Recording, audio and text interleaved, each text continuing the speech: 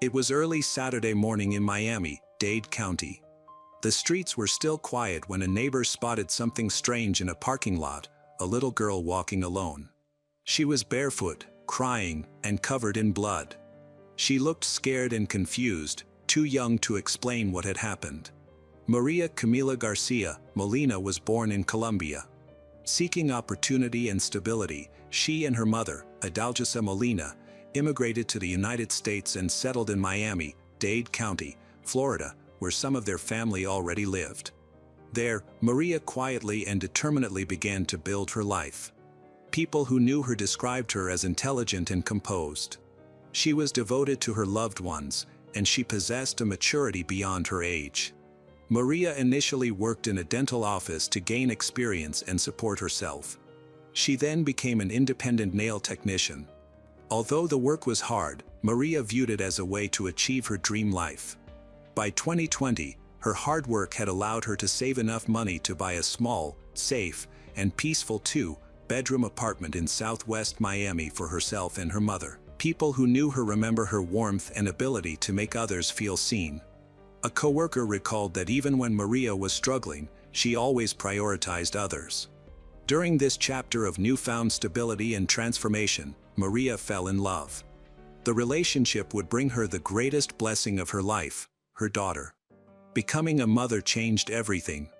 Though the relationship with the child's father eventually ended in disappointment, Maria faced that emotional setback with strength and resilience.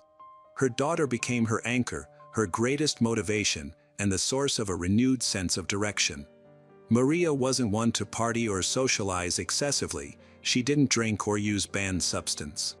Instead, she focused on her responsibilities, balancing work and motherhood. Home and work became her entire world. Within that space, she created a steady rhythm, prioritizing her daughter's well-being above all else. Then, in mid-2024, she met a man named Joy Chandranath through a popular social media platform. About 5 years her senior, Joy worked in technical support for a logistics company. In his spare time, he was heavily invested in physical training, a passion he frequently shared online, attracting a sizable following and eventually earning him the informal title of influencer. Initially, Joy presented himself as thoughtful and attentive. Still recovering from a previous breakup, Maria found this newfound attention reassuring. He regularly complimented her, expressed interest in her, and even began learning Spanish to connect with her on a deeper level. He encouraged her ambitions and frequently spoke about the future, his words brimming with promises and shared goals. Despite warnings from her mother, the relationship progressed quickly. Having seen her daughter hurt before, Adalgisa worried history might repeat itself. Though she voiced her concerns, Maria, ever hopeful, felt compelled to follow her heart. After all, Joy seemed so different from her past partners, supportive, respectful, and driven. In her eyes, it was a new beginning, full of potential. In the early stages of their relationship, Joy appeared to embody the qualities of a modern. His social media platforms often featured motivational captions and short videos in which he spoke about values like respect, emotional growth, and treating women right. For a while, Maria believed in this carefully constructed image. However, the facade began to crumble. Within just a few months, alarming changes had crept into their relationship. Joy grew increasingly controlling. His once charming curiosity morphed into obsessive surveillance. He demanded to know Maria's whereabouts at all times, who she was speaking to, what she was wearing, and how long she would be out. When she didn't reply to his messages promptly, he would flood her phone with texts. Initially, Maria tried to rationalize his behavior. She told a close friend that he was simply dealing with insecurities, she brushing aside the red flags, convinced that he meant well and only needed reassurance. But deep down, reality was beginning to weigh heavily on her. The warmth that had once defined their connection had cooled, and the once promising future had begun to blur, like a mirage vanishing under intense scrutiny. The charming man she had met no longer existed. In his place was someone demanding, possessive, and increasingly unpredictable. By November 2024, after 5 months of emotional strain, Maria made the difficult decision to end the relationship. It was not easy, especially with a 3-year-old daughter to consider, but she believed it was the right thing to do. She was ready to reclaim her peace and focus once again on the life she had worked so hard to build. Little did she know that this act would become the catalyst for an unimaginable tragedy. The morning of Saturday, April 26, 2025, began like any other. As the first light crept across the Miami-Dade County skyline, Maria left her apartment with her daughter. It was early, quiet. Around 7 a.m., a neighbor in a nearby residential complex noticed a small child wandering through the parking lot. The sight stopped them in their tracks. The little girl was barefoot, disoriented, and visibly distressed. Her tiny body was smeared with blood. Her hands were outstretched, her cheeks streaked with tears, and her face marked by pure terror. She cried out, wordlessly expressing her fear in every movement. Then came the shocking realization: this child was the granddaughter of Adalgisa, a woman who lived in the Twin Lakes complex. The neighbors scooped her up and rushed her to Adalgisa's home. When Adalgisa saw her granddaughter at the door, her heart sank. The child was trembling, her pajamas soaked in blood. She couldn't say much, but her appearance spoke volumes. Desperate to ensure the girl wasn't physically harmed, Adalgisa quickly inspected her. Mercifully, the blood wasn't hers, but that realization only deepened Adalgisa's dread. If the girl was unharmed, whose blood had covered her? Panic rising, Adalgisa began frantically searching for Maria.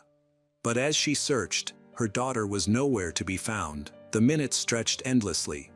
Finally, she saw a police officer patrolling nearby.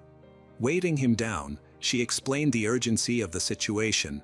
Her daughter was missing, and her granddaughter had turned up alone, covered in blood. After receiving the distressing account from Adalgisa and seeing the child's state, the responding officer immediately called for backup. While the full scope of the situation was not yet known, the Vulnerable Victims Unit was activated, and an initial investigation was launched, initially looking into possible child neglect simply because the child had been found alone, bloodied, and terrified. Officers knew something was wrong, but they did not yet know how wrong. Police cars were sent to the family's home and neighborhood. Officers searched the streets for any sign of Maria. Soon, the family's and investigators' worst fears came true. Just a few blocks from Maria's apartment building, officers found a silver car that looked suspicious. It was parked on the side of the road, but something seemed wrong, especially after they saw reddish stains on the front passenger seat. The case was no longer just about a missing person, it was now a potential crime scene. The car doors were forced open, revealing a horrifying scene. Maria Camila's lifeless body was in the back seat, covered by a cloth. She was only 24 years old. Paramedics arrived and pronounced her dead at 6:25 p.m. The initial examination showed she had been stabbed multiple times in a brutal and frenzied attack, with wounds on her neck, arms, and torso. She had been trapped and defenseless in the car during her final moments. Crime scene tape was put up, and forensic teams began their work. News of the young woman's murder quickly spread, shocking the community. Residents came out of their homes in disbelief, watching as police officers marked evidence and the media arrived. One resident, visibly upset, told reporters that she had seen the car from her window for hours but had no idea what it contained. Before Maria's death, she had been living in fear for weeks.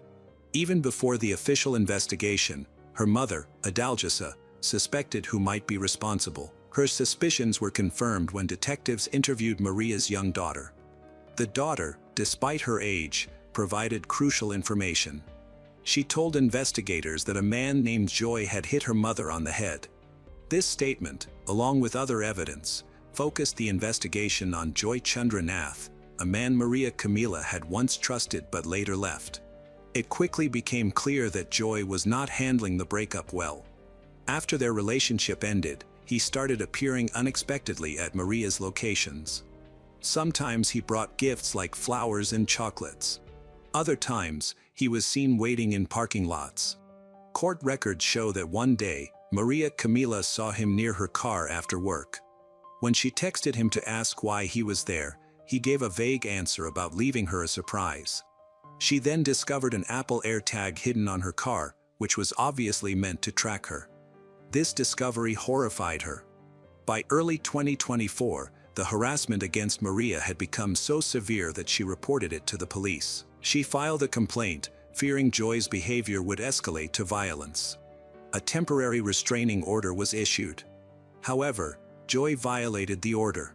On January 21st, Maria saw Joy following her while she was walking with her daughter, and she quickly left the area. The day before, January 20th, Joy had allegedly approached her in a store parking lot, claiming it was a chance encounter.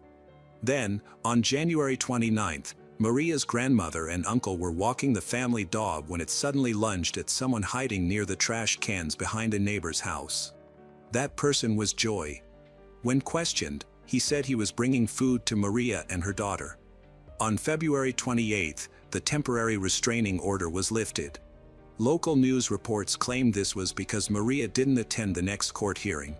However, her mother said the court refused to extend the order because there wasn't enough evidence to justify keeping it in place. Whatever the reason, the dismissal removed the sole legal obstacle separating Maria from a man who was becoming increasingly obsessed with her. The situation worsened the Friday before the murder when Joy confronted Maria and her new partner at a local mall. Authorities believe this confrontation increased tensions and sped up the events leading to the violence. This tragic case follows a familiar pattern. Warning signs were ignored, the legal system was overwhelmed, and the victim's pleas for help went unanswered. Maria had recognized the danger and sought protection for herself and her child, but ultimately, she couldn't prevent the tragedy. Adalgisa recalls that while she never saw any physical harm inflicted on her daughter, she did notice significant changes in her behavior after Maria spent time with Joy. Maria, who was once energetic and lively, became emotionally exhausted and withdrawn. This change was too noticeable to disregard. Adalgisa vividly remembers a specific phone call between Maria and Joy, which Maria had put on speakerphone. Adalgisa heard loud, angry shouting. Immediately after the call, she asked her daughter why she would tolerate being spoken to in such a way. This incident highlighted that something was seriously wrong in the relationship. Despite these warning signs, Adalgisa was unprepared for what ultimately happened. She told reporters that she never imagined such a tragedy could happen to her family. She said that while femicides, abuse, and domestic violence are common news stories, she never thought it would affect her daughter. The investigation uncovered a key detail that made the case more complex. Joy had a criminal record. He was out on bail for grand theft, identity fraud, and other serious crimes when the murder occurred. This contradicts his seemingly innocent online persona and raises concerns about how the system failed to protect Maria. This case immediately sparked public outrage and debate. People questioned how someone with a documented history of harassment was able to get so close to his former partner. They wondered why her previous police report wasn't taken more seriously, and why she wasn't given any additional protection after her restraining order ran out. Adding to the horror, Maria's young daughter was deeply affected by this violent act. She not only saw her mother's last moments, but she was also left alone, crying, covered in blood, and traumatized. After the tragic loss of Maria, the Garcia family faced the overwhelming task of rebuilding their lives while simultaneously arranging her funeral. To help cover the funeral costs, they started an online fundraising campaign. In the campaign description, Adalgisa expressed the injustice of her daughter's untimely death and shared that her grief was now felt by thousands of people nationwide who had been following the case. Meanwhile, law enforcement continued their investigation. Forensic teams processed the crime scene, analysts scrutinized phone records, data, and surveillance footage. In the early hours of Sunday, April 27th, investigators noticed a black car circling the area where Maria's body was discovered. The car's headlights were off. Officers stopped the vehicle and identified the driver as Joy. They observed that Joy had fresh scratches and bruises on his arms, face, and neck, suggesting a recent struggle. When questioned about his presence near the active crime scene late at night, Joy then waived his right to a lawyer and gave a recorded statement. In his statement, Joy claimed he had met Maria and her daughter for breakfast on the day of the murder. He stated the meeting was friendly and that they discussed ending their relationship amicably. He said Maria gave him some of her belongings before they separated. Later, he received a call from a relative asking about Maria, which caused him to check on her. However, the evidence contradicted Joy's account. Inside Joy's vehicle, investigators discovered Maria's personal items, her purse, her cell phone, and various forms of identification. Digital forensics added more damning proof. Data from her cell phone showed a travel pattern that mirrored Joy's movements from her home to his residence and then back to the area where her body was ultimately found. On April 28, 2025, Joy Chandranath, then 29 years old, was formally charged with second-degree murder and child abuse. His first court appearance was brief but significant. The judge denied him bail, citing the severity of the crime and the mounting evidence. Local journalists reported that members of Joy's family were present during the hearing but declined to speak to the media. As for Maria, her final farewell was held on Thursday, May 1st. Family, friends, and neighbors gathered to honor a life that had been unjustly cut short. The following day, on Friday, May 2nd, she was laid to rest, leaving behind not just memories and sorrow. As of today, no further updates have been released regarding the court proceedings. The public waits for justice, and the Garcia family continues to live with a void that will never truly be filled. Joy Chandranath is being held at Turner Guilford Night Correctional Center. Maria Camila Garcia Molina's life was tragically cut short, leaving behind a grieving family and a community shaken by the brutality of her death. Her daughter, now without a mother, faces a future marked by the trauma of that fateful day.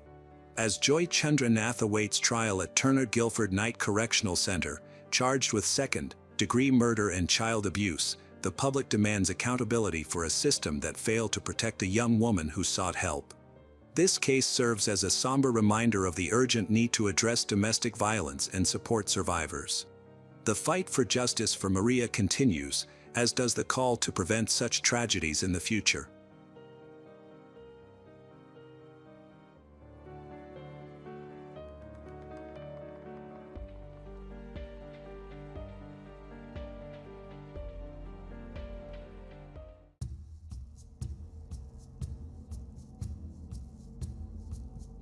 Hello everyone, today we will learn about another case. The case of Pamela Vitale. Pamela Vitale was born on January 11, 1953, at Shepherd Field Air Force Base in Wichita Falls, Texas, to U.S. Air Force Sergeant Vern B. Ludke, an accomplished pianist, and Carol J. Crowley Ludke, a vocalist and artist. Pamela spent most of her life in Minneapolis, Minnesota, with her family, including her sister Tamara. In her later years, Pamela worked as a flight attendant and visited various countries around the world. She met her first husband, Mario Vitale, in London, and then moved in with him. They had two children, Mario A. Vitale and Marissa A. Vitale. Despite appearances, their relationship was not the best from the very beginning. When it began to collapse, Pamela decided to return to the United States, taking her two children with her. In 1978, she moved to California in search of a better life.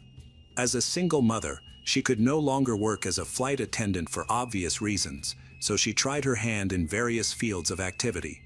She worked as an accountant, a salesperson in a fashion boutique, and a manager in a computer company, but felt that none of these jobs were right for her.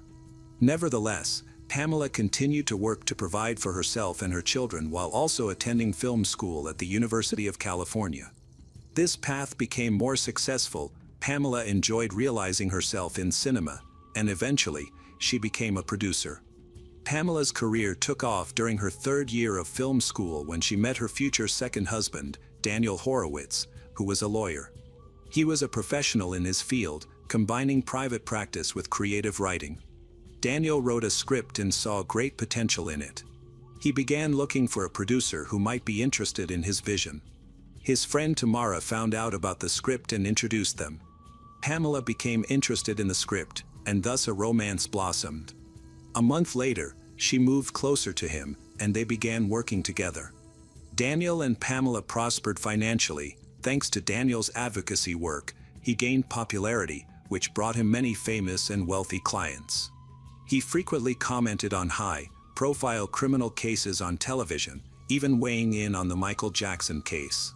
Their inner circle knew Daniel and Pamela as happy people who sincerely loved each other, got along well. They seemed not just like spouses but also like best friends who understood each other perfectly. They had a bright future ahead of them. The next step they decided to take was to buy a big house together, unaware of how tragically their happiness could end. Around 6 p.m. on October 15, 2005, Daniel returned home after work. At that time, they lived in a prestigious area of a small town located approximately 30 kilometers from the city. Daniel had recently acquired a plot of land and moved in with his wife, while her children had already grown up and were living separately.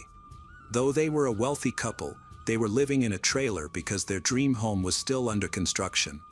They were so close to realizing this dream that they were willing to endure any inconvenience. When Daniel returned home, he immediately noticed something odd. Pamela's car was near the trailer, although she should still have been at dance class. He initially brushed it off, thinking she had simply returned home early. Daniel took 2 bags of groceries and approached the trailer door, but froze in place as he saw a large stain of blood on the ground. His heart raced, but he tried to shake the thought away. However, when he opened the door and went inside, he found his wife on the floor in a fetal position, covered in blood.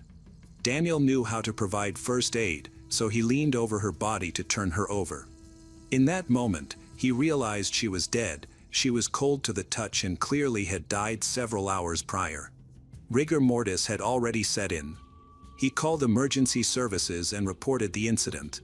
After hanging up, he leaned over his wife's body again and screamed so loudly that neighbors all over the area heard his heartbreaking cries. On the morning of the tragedy, apparently, someone had come in early that morning. Pamela opened the door, which led to an altercation.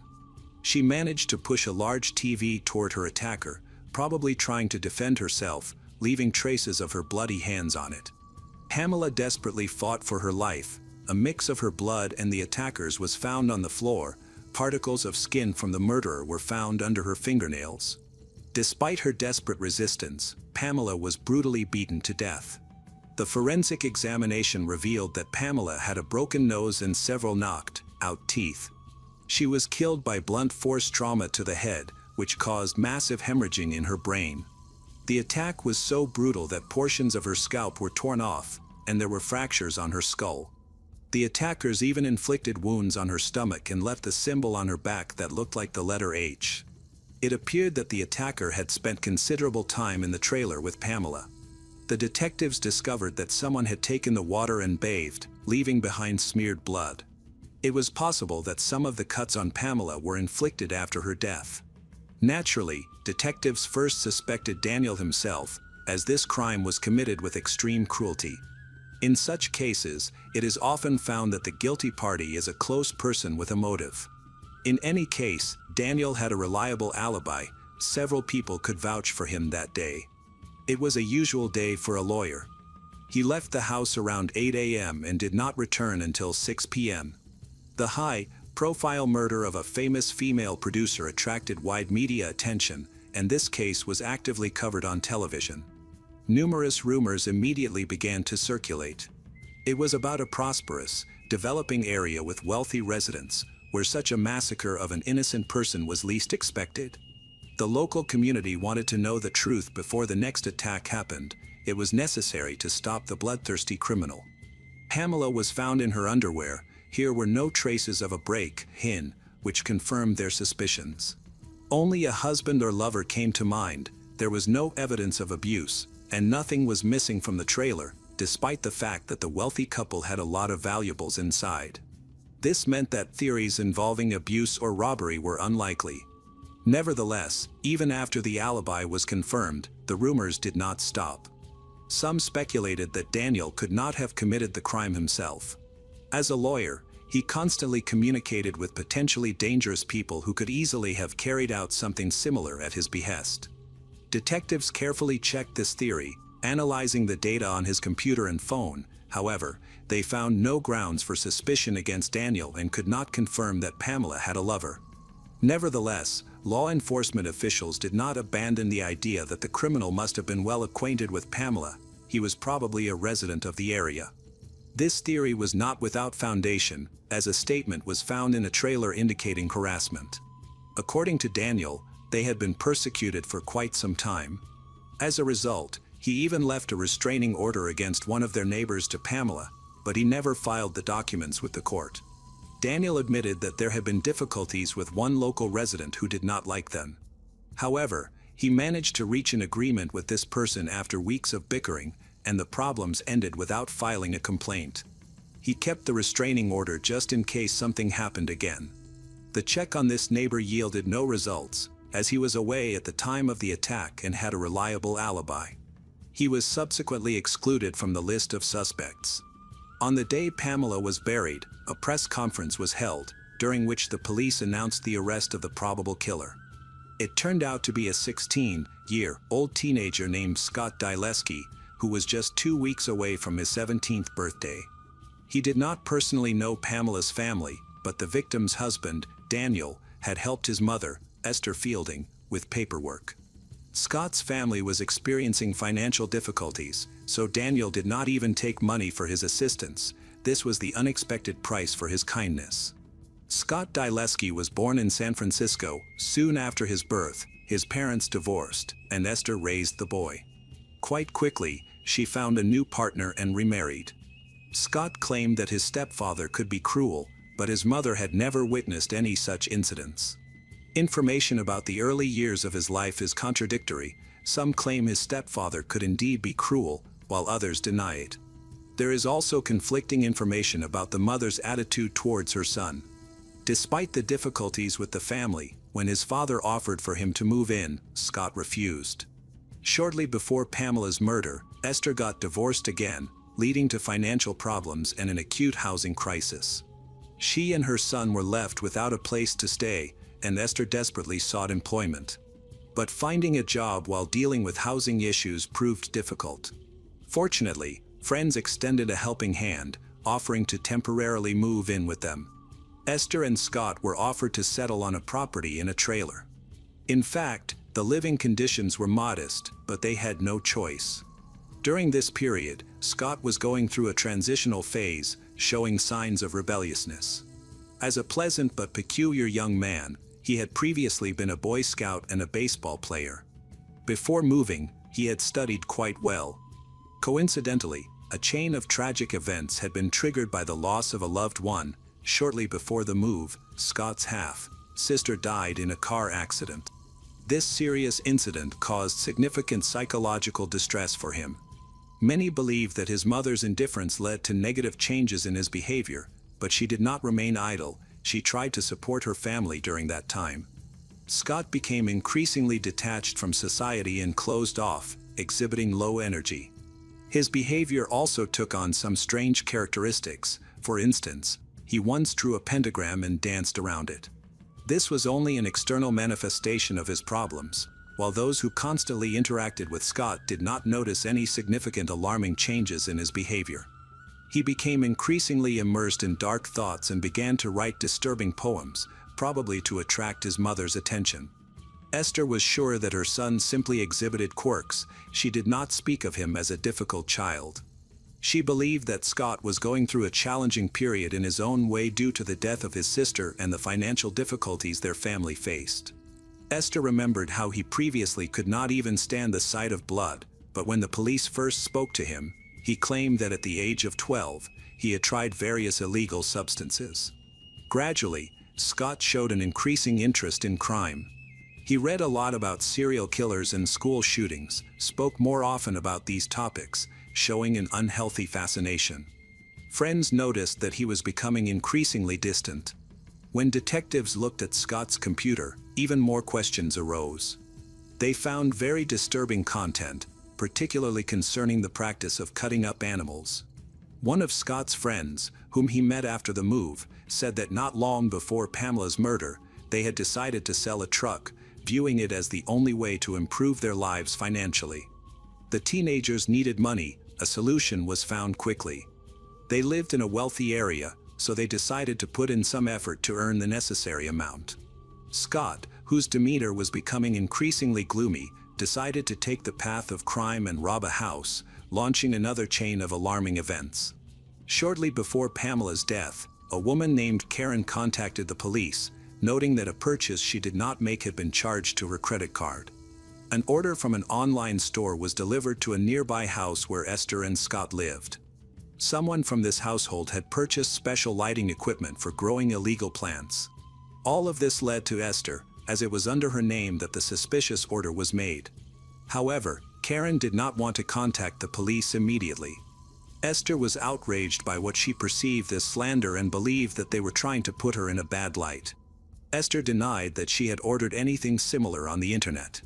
However, the property owner suspected something was wrong and checked Scott's computer. Under pressure, Scott quickly confessed that he had come up with a fraudulent plan involving credit cards and that he had ordered the lighting fixtures. Soon after, Pamela died. In response to this incident, the parents of Scott's accomplice pressured him to confess to the scam, fearing that the young people could be involved in much more serious offenses. Maybe, the fraud involving the credit cards led to a robbery that ended in murder. His parents insisted that the accomplice go to the police station and confess everything. Interestingly, when he left the interrogation room, the detectives had in their hands a story that Scott had killed his neighbor. The young man who testified about all of this received immunity from prosecution for providing testimony. It was he who had pushed Scott into fraud and suggested that he engage in illegal activities. When the police came to arrest Scott, he was not at home. Esther was detained and admitted that her son was at a nearby location with his girlfriend. Less than an hour later, he was arrested along with Esther, who was also considered a participant. Esther and her son were held in custody for destruction of evidence and possibly for murder. Bail for Esther was set at $500. The suspicion against her arose from the story about a backpack that contained details of accounts and numbers of people from whom Scott had stolen money or planned to steal. Several people had already suffered due to the swindler. Esther's actions were viewed as criminal. The night after Pamela's murder, she contacted Scott to inform him of police activity in their area and asked him not to come home.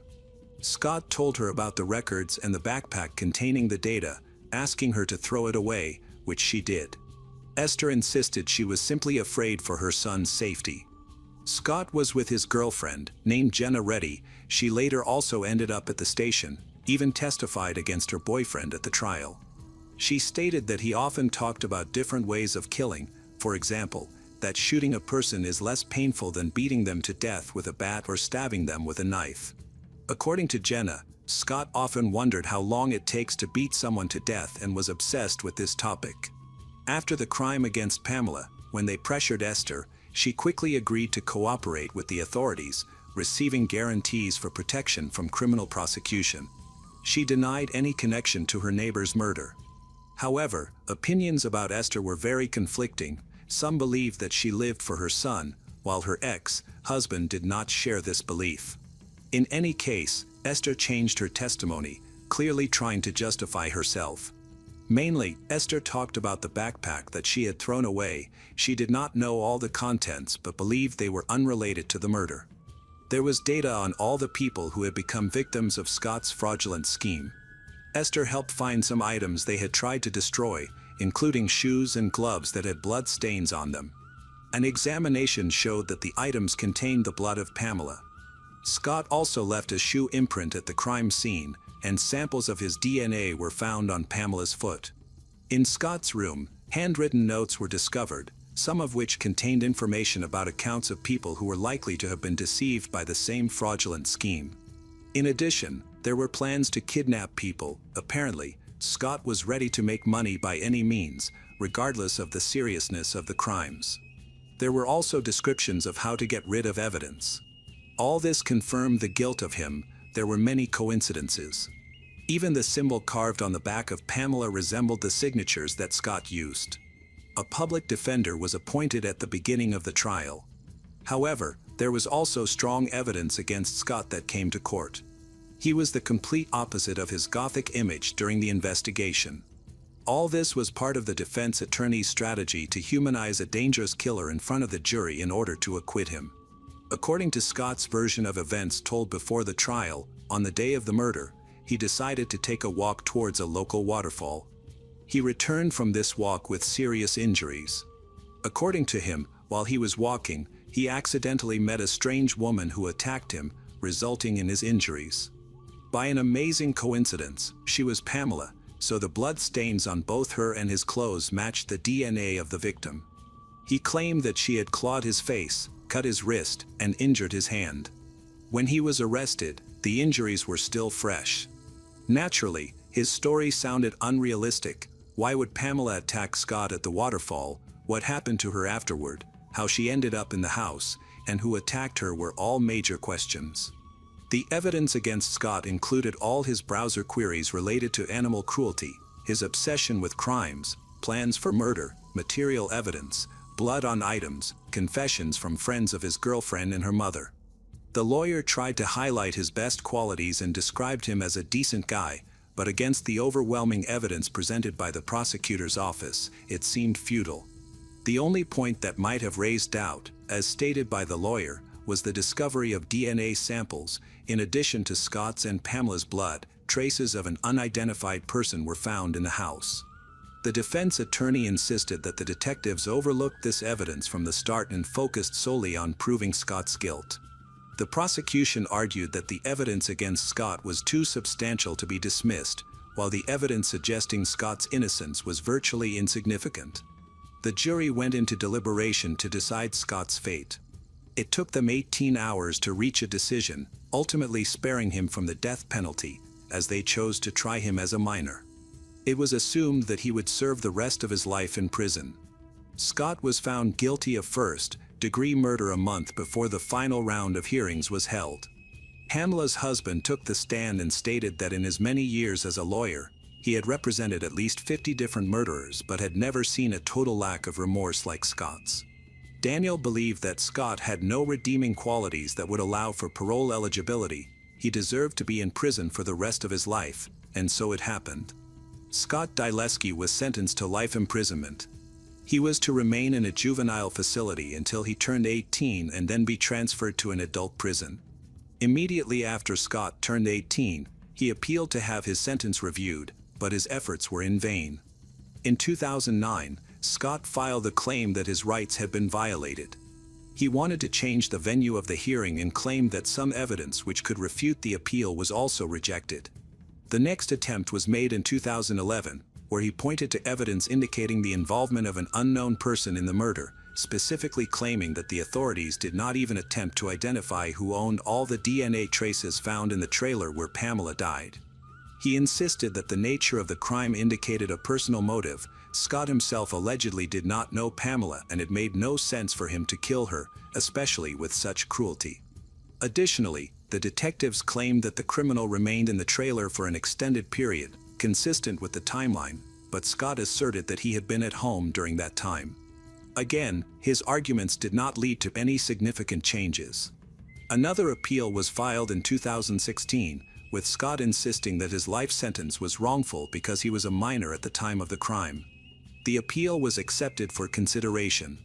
During his imprisonment, state laws were revised to prohibit life sentences for minors without the possibility of parole, and he was automatically given the opportunity for early release after serving 25 years in prison. In 2030, Scott will have the chance to present his case for release. However, whether this release will be approved by the Commission remains uncertain.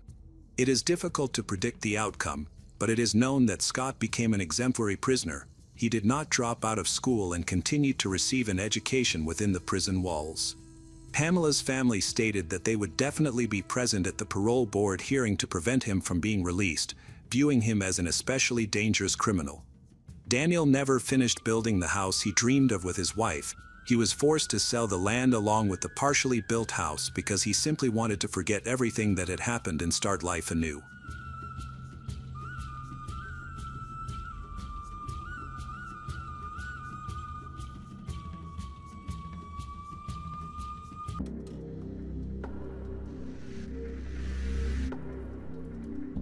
Hey detectives!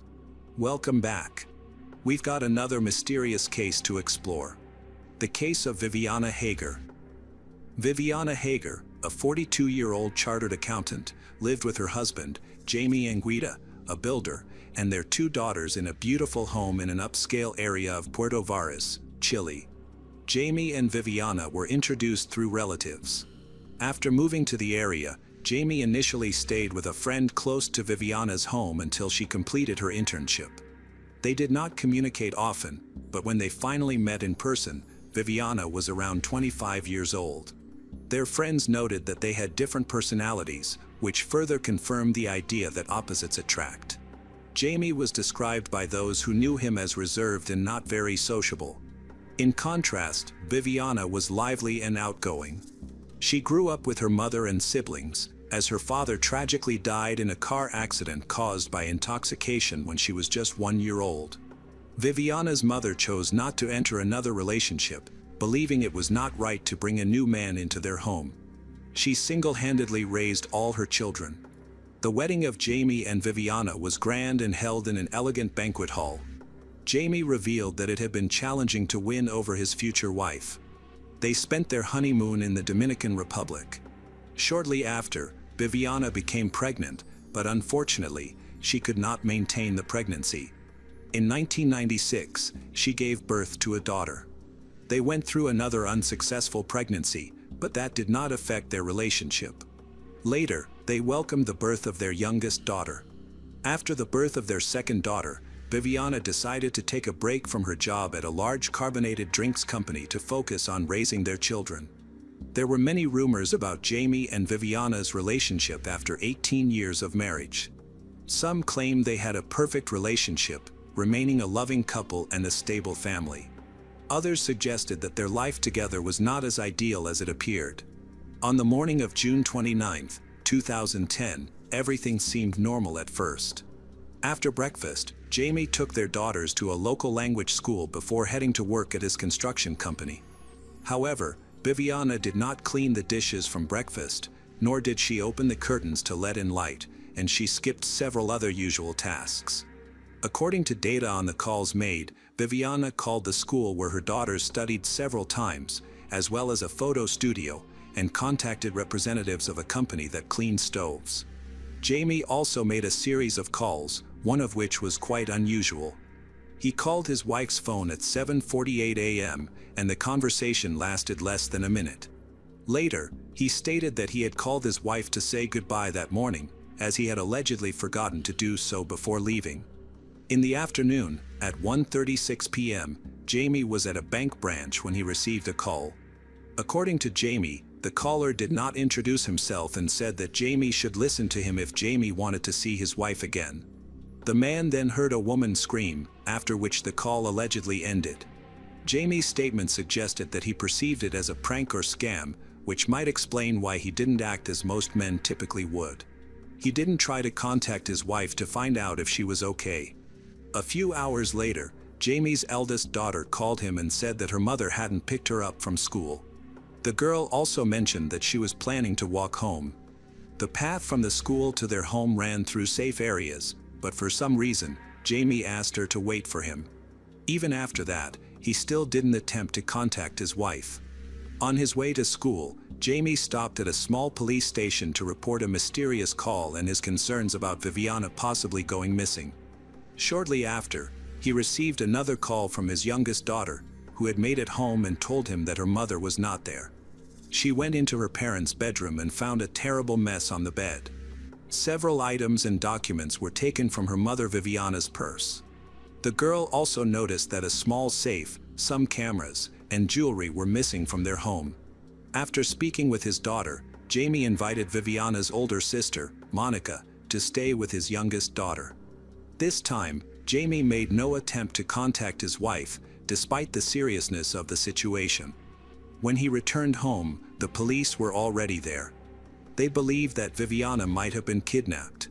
Gradually, more agents gathered at the house, bringing the necessary equipment in case the kidnapper contacted one of the family members to demand a ransom. By evening, law enforcement officers had thoroughly searched the entire house. They also examined nearby plots of land that could have served as escape routes for the attackers and reviewed a list of residents in the area. However, they found nothing suspicious, which led Jamie to ask them to leave.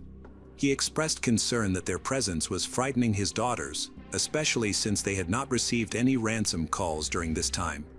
As a result, the authorities began to consider the possibility that Viviana had left home voluntarily. However, the phone calls she made on the day she disappeared suggested otherwise. She had not taken a change of clothes or any important belongings with her. Consequently, law enforcement concluded that she was likely no longer alive. They searched nearby empty houses, sheds, rivers, and reservoirs, but these efforts yielded no new leads or evidence regarding Viviana's whereabouts. Jamie took various steps to locate his wife, publicly offering a generous reward for any information about her. Unfortunately, these efforts proved ineffective as the investigation continued. It became clear that Jamie and Viviana's relationship was not as perfect as it appeared. Jamie openly admitted to having cheated on his wife multiple times, revealing that she was unhappy in their marriage. For several months, Viviana learned about Jamie's actions accidentally.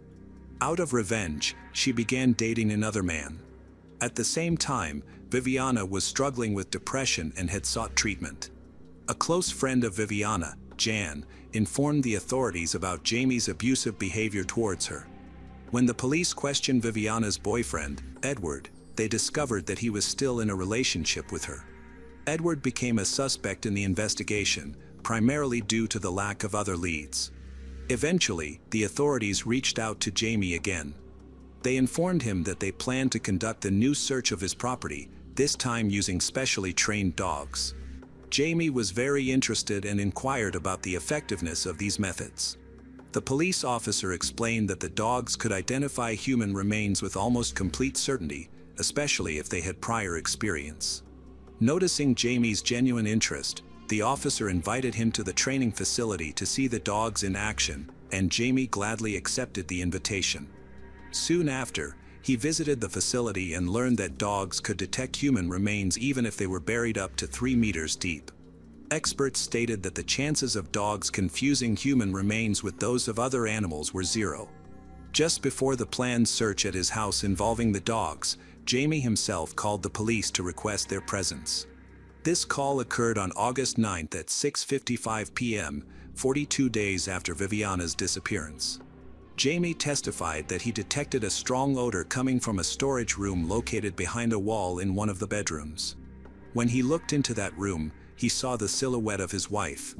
However, strangely, he did not go in to check if she was there, which is puzzling because he should have felt it necessary to do so. He reported finding his wife at 6:34, yet it took him over 20 minutes to call the authorities. After 15 minutes, the police and forensic experts arrived. They had been instructed not to leave Jamie alone and not to allow him to take any action at the crime scene. Jamie reiterated that he followed the strong odor, which led him to the storage room behind him and his wife Viviana's bedroom wall. However, this raises a perplexing question: how could this hidden room exist? Notably, it was not included in the original house plans he provided. However, the police officers who worked at the house in the early days after Viviana went missing stated that they had checked the place. They affirmed that they had searched it but did not find anything unusual. Several notable discoveries were made. A safe containing over $1 million pesos was missing, a torch similar to the one used by the miners was found, and there was a fragment from an alternate version of the Bible or a similar document. How did these items end up in the storage room? The bedroom itself had also changed. For instance, next to the entrance of the storage room where Viviana's body was found, there appeared to be an altar adorned with various religious symbols. However, this was not the most peculiar discovery. In the initial weeks, law enforcement officers were present at the house but failed to thoroughly investigate one particular room, which was the most likely location for concealing Viviana's body. Despite the police's lack of attention, a puzzling question arises. Why did the strong odor from the decaying remains only become noticeable on the 42nd day? How could no one have detected it earlier? Additionally, why didn't Jamie, who had been sleeping near this room, notice the smell sooner? It is also concerning that Jamie discovered his wife's body just a day before a planned search involving dogs was to take place at the house. This leads to further questions. What if investigators considered the possibility that Viviana chose to end her life voluntarily? During the autopsy, no signs of foul play were found. There was some speculation that she might have ingested a drug previously discovered in the house. However, if that were the case, why did Jamie readily accept the idea of his wife ending her life? Initial forensic examination results showed no signs of external abuse on Viviana. However, the unusual position in which she was found puzzled experts. Viviana was lying down with her hands raised and her legs bent awkwardly. This posture suggested that she had not simply fallen but rather that someone had placed her in that position. Her relatives were dissatisfied with the autopsy findings and struggled to accept the explanation of a voluntary death. They believed that her husband was responsible for her demise. In their quest for justice, Viviana's family hired lawyers and filed a lawsuit against Jamie, who remained notably indifferent, even at Viviana's funeral, where he showed no emotion. In December, a lawyer representing Viviana's family assisted in bringing charges against her husband. He requested that authorities exhume her remains for a second autopsy, which was conducted in March 2012 by the Metropolitan Forensic Medicine Service. This second autopsy revealed that her wrists had been previously tied with a rope that had been removed after her death. Additionally, experts theorized that Viviana's body had remained in the same location for an extended period without any movement. They also noted possible minor injuries to her head and neck, which might have resulted from targeted blows, a fall, or strangulation. Despite these new findings, the exact cause of her death remained undetermined, and experts were still awaiting the results of a toxicological examination. The legal representative for Viviana's family believes that the injuries on her body suggest she may have been strangled. However, Jamie's lawyers argued that the injuries occurred because Viviana, experiencing suffocation from poison, instinctively grabbed her neck before she died. In 2015, a new suspect was introduced to the case, Jose Perez Mancilla. Jose, a man who has a criminal history, was born in Puerto Varas. He could not complete his education and had to leave school in the 5th grade to work as a combine operator harvesting wheat. In 1980, Jose's family sold some land and moved to Puerto Montt. Those who knew them said this family was not very social and often had arguments. As an adult, Jose worked as a carpenter. Eventually, he left Puerto Montt for Ancud, where he married Clara Ruiz, and they had 2 daughters. However, their relationship was tumultuous. Due to financial issues, Jose frequently had to relocate, sometimes disappearing for months and then returning as if nothing had happened. One of his daughters described her father as a cruel man who often abused her, her sister, and their mother. She claimed he frequently confessed to committing crimes. Eventually, the family fell apart. In 1999, Jose's brother got him a job at a construction company partly owned by Jamie. Since then, Jamie tried to keep Jose close by assigning him various tasks, leading to frequent visits to Jamie's home. Law enforcement traced a call that Jamie received on the day Viviana disappeared. The call was made by the man believed to have kidnapped her. This call originated from an internet cafe. Employees at the cafe provided a description of the caller. Authorities quickly concluded that Jose had reached out to Jamie. They arrested him on December 8, 2015, and Jose quickly admitted to the crime, stating that he had killed Viviana at Jamie's request. According to Jose, Jamie had offered him 5 million pesos to make Viviana disappear completely. During the investigation of the case, Jose recounted that on the morning of June 29, he knocked on the door of Jamie and Viviana's house, and Viviana welcomed him inside because she knew him well. He stated that he had been sent by Jamie to retrieve some tools from the garage. After she led him to the garage, he attacked her, threatened her, and forced her to go upstairs to the storage room, where he killed her. Although most of Jose's testimony seems plausible, there are inconsistencies regarding Viviana's location. He subsequently admitted to stealing some of Viviana's personal items before leaving to call Jamie and fabricate a story about a kidnapping. As a result of this testimony, Viviana's husband, Jamie, was arrested. His oldest daughter, who was studying in Germany at the time, returned home and defended her father. Jamie's defense argued that Viviana had been a victim of a robbery rather than a contracted murder, claiming that Jose's account was fictional. However, the fact that Jose did not take money from the safe undermined the robbery theory. Further investigation revealed that Jose claimed Jamie had paid Jose in haste because he suspected the police were following him. Jamie gave Jose an envelope with only part of the agreed payment. Despite this, Jose did not pursue confrontation, fearing repercussions. By then, over 7 years had passed since Viviana's death, and all involved had been interviewed. The prosecution maintained that it was a contracted murder, while the defense asserted it was merely a robbery. In 2017, the court reached a verdict. Jose Perez Mancilla was sentenced to 10 years in prison for robbery and the murder of Viviana. To everyone's surprise, Jamie was acquitted and released from custody after a lengthy jail term. Justice system representatives indicated that the prosecution lacked solid evidence beyond the testimony of Jose. Had Jamie been found guilty, he would have faced a life sentence as the alleged orchestrator of the crime. After the verdict was reached, Viviana's family told those involved in her death that this was not the court's final decision.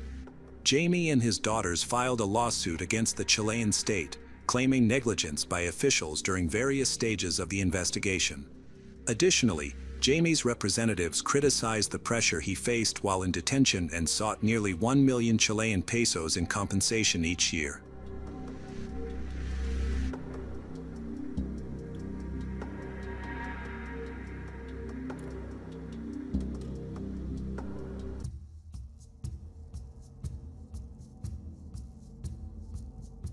Hi everyone, thanks for returning.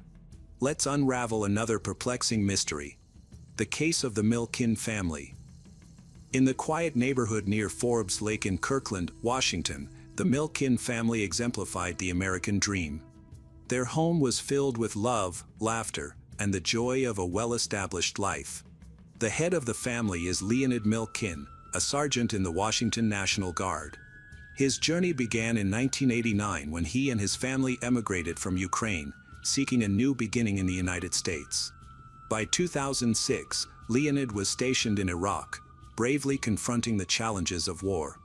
Despite the distance, his heart remained with his family, and he eagerly counted down the 6 weeks until he could return home.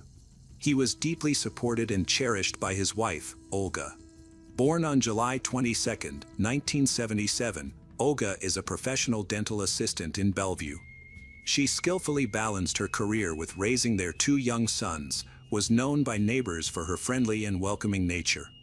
Olga and Leonid have 2 sons, Justin, who is 5 years old, and Andrew, who is 3 years old. They bring joy and energy to the home. Justin was very proud of his father, and often told people that he was in the military. Both boys were loved very much, and their aunt, who is Olga's younger sister, often showered them with special affection. At 24, Lyubov Botvina, Olga's younger sister, was full of ambition and kindness.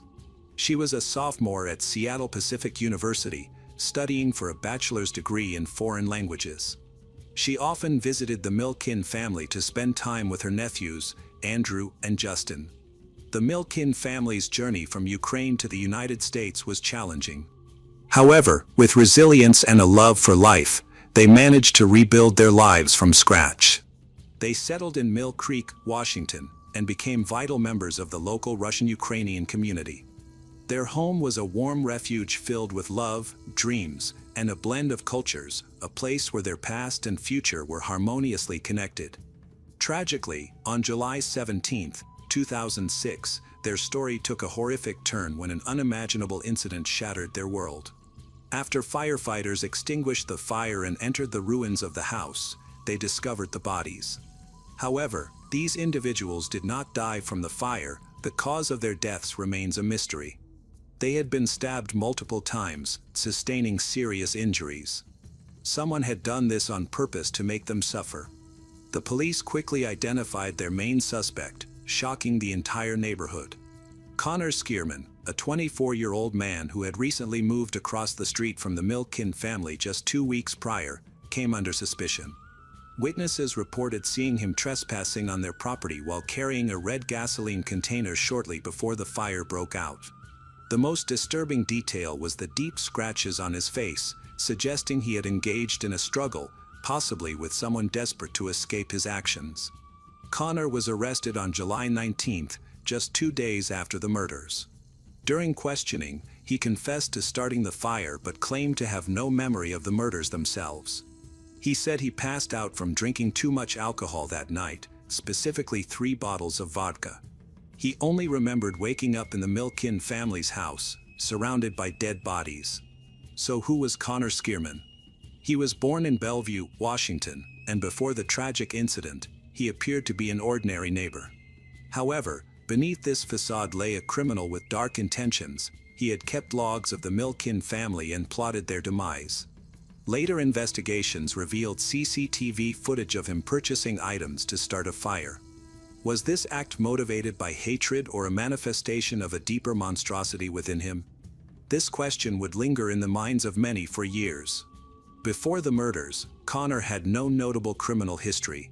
His violent actions on July 17, 2006, stunned the community, resulting in his arrest and conviction for killing Olga, her 2 young sons, Justin and Andrew, and Lyubov.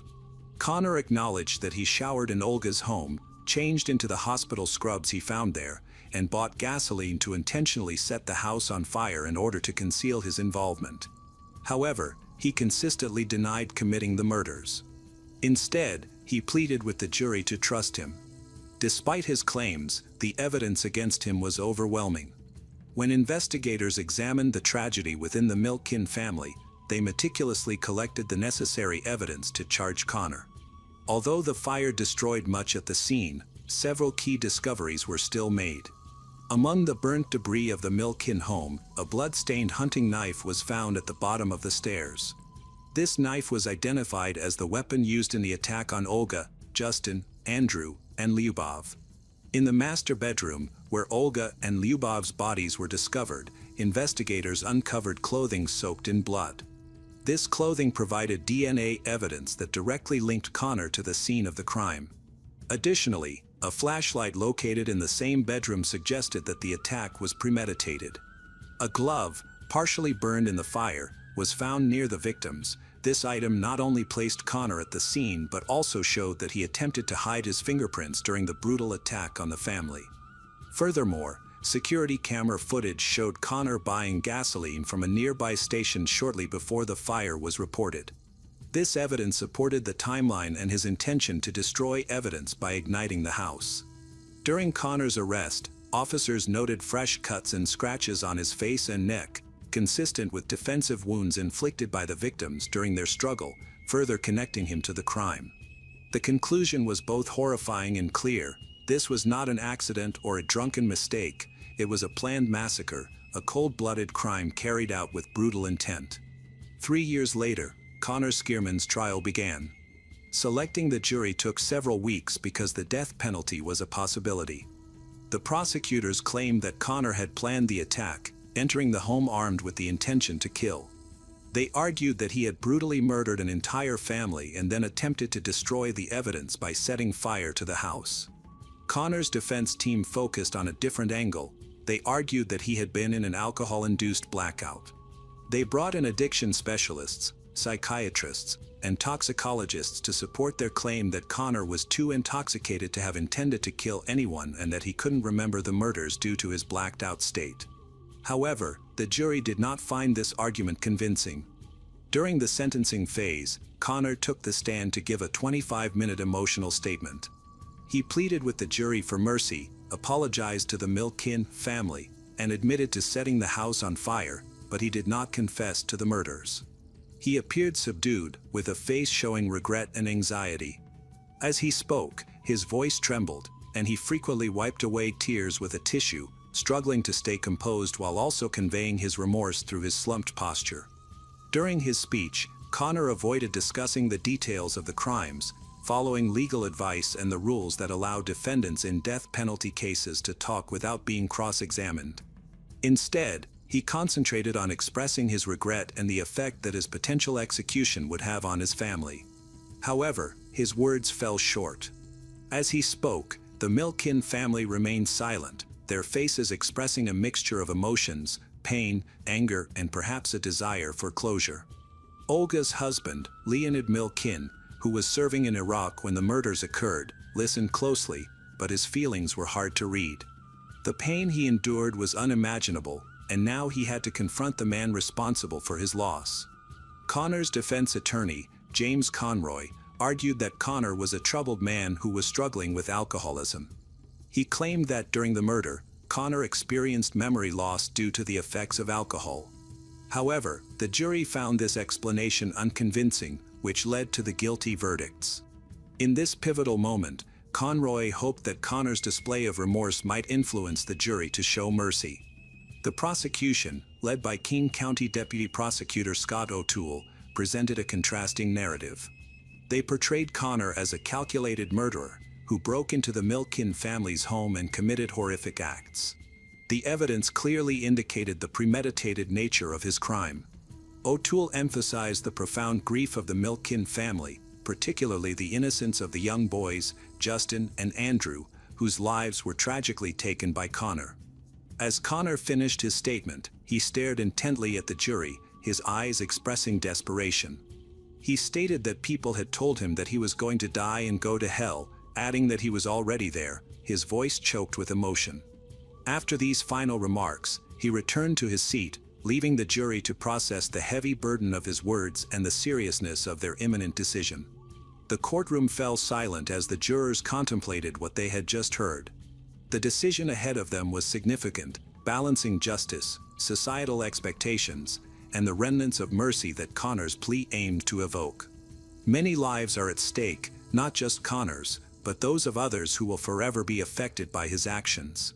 In the days that followed, the jury would deliberate, each member grappling with their conscience, the law, and the emotional testimonies shared during the trial.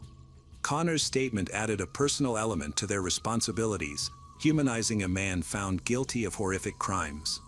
Their verdict would determine not just Connor's future, but would also resonate through the lives of the victims' families, the Ukrainian community, and the larger conversation about justice and redemption. Everyone was focused on the jury, anticipating a verdict that would serve justice for the victims. The prosecution pointed to several factors to underscore the gravity of the charges: the multiple victims, with 4 people killed at the same time, their vulnerability, given the young ages of Justin and Andrew, which highlighted the victims' helplessness, and the attempt to conceal the crime, with arson being seen as part of a plan to destroy evidence and cover up the murder. Connor was found guilty of intentionally setting fire to the Milkin residence after the murders, indicating that the murders were premeditated. The prosecution claimed that the fire was a deliberate action to eliminate evidence and obstruct the investigation. On April 12, 2010, after 9 hours of deliberation, the jury reached a unanimous verdict, guilty on all charges, which included 4 counts of aggravated first-degree murder and 1 count of first-degree arson. Connor was found guilty of 4 separate counts, each representing a victim: Olga Milkin, Justin Milkin, Andrew Milkin, and Lyubov Botvina. The penalty phase of the trial lasted 2 weeks and was filled with strong emotions. After a day and a half of deliberation, the jury unanimously recommended the death penalty. On May 5, 2010, Judge Gregory Canova of the King County Superior Court officially sentenced Connor to death by lethal injection. As the sentence was announced, Connor allegedly shook his head in disbelief, while Leonid felt a sense of relief that justice had been served. Connor's defense team promptly announced plans to appeal the conviction to the Washington State Supreme Court, citing issues with jury selection and comments made by the prosecution during the trial. Connor's family, who were present at the sentencing, chose not to speak to the media. King County Prosecutor Dan Satterberg addressed reporters at a press conference, stating that the death penalty is the law in the state and is reserved for the worst crimes. Satterberg, who was not in office when the death penalty was sought against Connor, praised the prosecution team for successfully presenting the case to the jury, which he believed made the right decision. He expressed sympathy for the victims, mentioning that they were wonderful people whose American dream had been tragically shattered. In 2018, the Washington State Supreme Court ruled the death penalty unconstitutional, citing its inconsistent application and potential racial biases. This landmark decision resulted in all death sentences in the state being commuted to life imprisonment without the possibility of parole. Consequently, Connor's death sentence was changed to life imprisonment without parole. Despite facing significant challenges, the Kirkland community came together to support Leonid Milkin. During this difficult time, he found his neighbors ready to help him fight for his rights and rebuild his home. Local veterans and volunteers led the rebuilding efforts, while companies generously donated materials and labor. Together, they transformed the site of tragedy into a hopeful home, symbolizing resilience in the face of injustice caused by a man who disrupted their lives. Leonid, a sergeant, had come to the United States to provide a better life for his family, but after the tragedy, he was left to rebuild his life on his own. By 2010, 4 years after the murders, he was preparing to move back into his reconstructed home. He viewed it as both a memorial to his lost family and a fresh start for his future. He now lives there, carrying with him the memories of his 2 sons and beloved wife, still questioning why his peaceful life was taken from him. The Milkin family massacre remains one of the most horrific crimes in Washington's history, a tragedy that shattered a family and deeply impacted the community. What do you think? Did justice truly prevail, or did Connor evade the punishment he deserved? Let's discuss. If you're interested in more cases like this, be sure to like, subscribe, and stay tuned for our next exploration of true crime's darkest stories.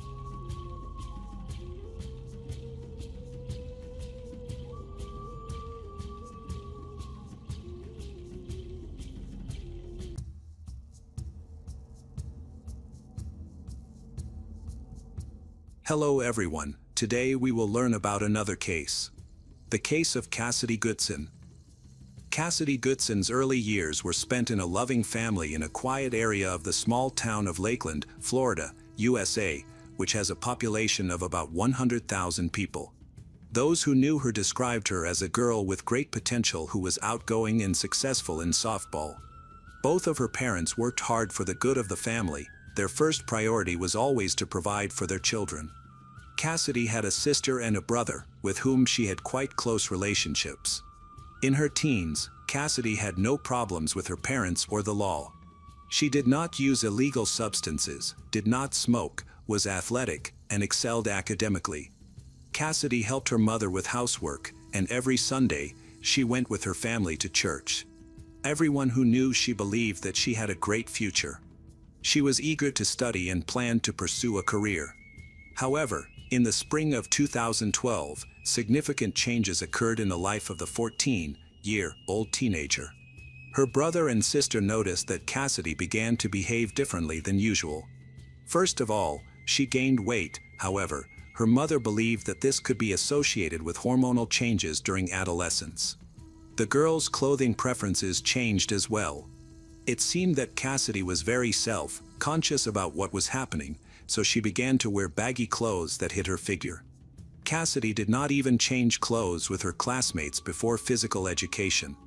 Against this backdrop, some people quickly began to suspect that she was pregnant, and rumors about this started to circulate at school. She did not admit it to her sister or best friends. In fact, she found herself in a delicate situation. She was afraid of her family's reaction. She felt great anxiety and decided to hide her pregnancy from her parents, as well as from everyone around her. Gradually, her belly began to grow. Cassidy gained weight but continued to stubbornly wear the same pants to avoid detection. Around the house, she wrapped herself in a blanket. The once smiling and sociable schoolgirl now spent most of her time alone in her room, hardly communicating with anyone. She stopped going to church to avoid catching the eye of acquaintances. Cassidy's sister, as well as her mother, Teresa, noticed strange changes in her behavior. Teresa tried to discuss the possibility of pregnancy with her daughter. Cassidy immediately rejected such assumptions. Her mother insisted that she take a pregnancy test to eliminate any doubts, but deep down, she did not think that Cassidy could keep something like this a secret. Teresa bought several tests, and Cassidy agreed to take them. Teresa trusted her daughter, so she did not attend the test with her. This proved to be very convenient for Cassidy, as she easily managed to deceive everyone, proving that she was not pregnant. Teresa's trust became a fatal mistake. She talked to her daughter about this topic, but Cassidy insisted that she did not need lectures on contraception because she was not intimate active and did not date boys. Teresa believed in her once again, continuing to wash her daughter's clothes every week and monitor her menstrual cycle. Around the same time, even the father began to notice Cassidy's uncharacteristic behavior. One day, when he saw her walking around the house wrapped in a blanket, he also had doubts.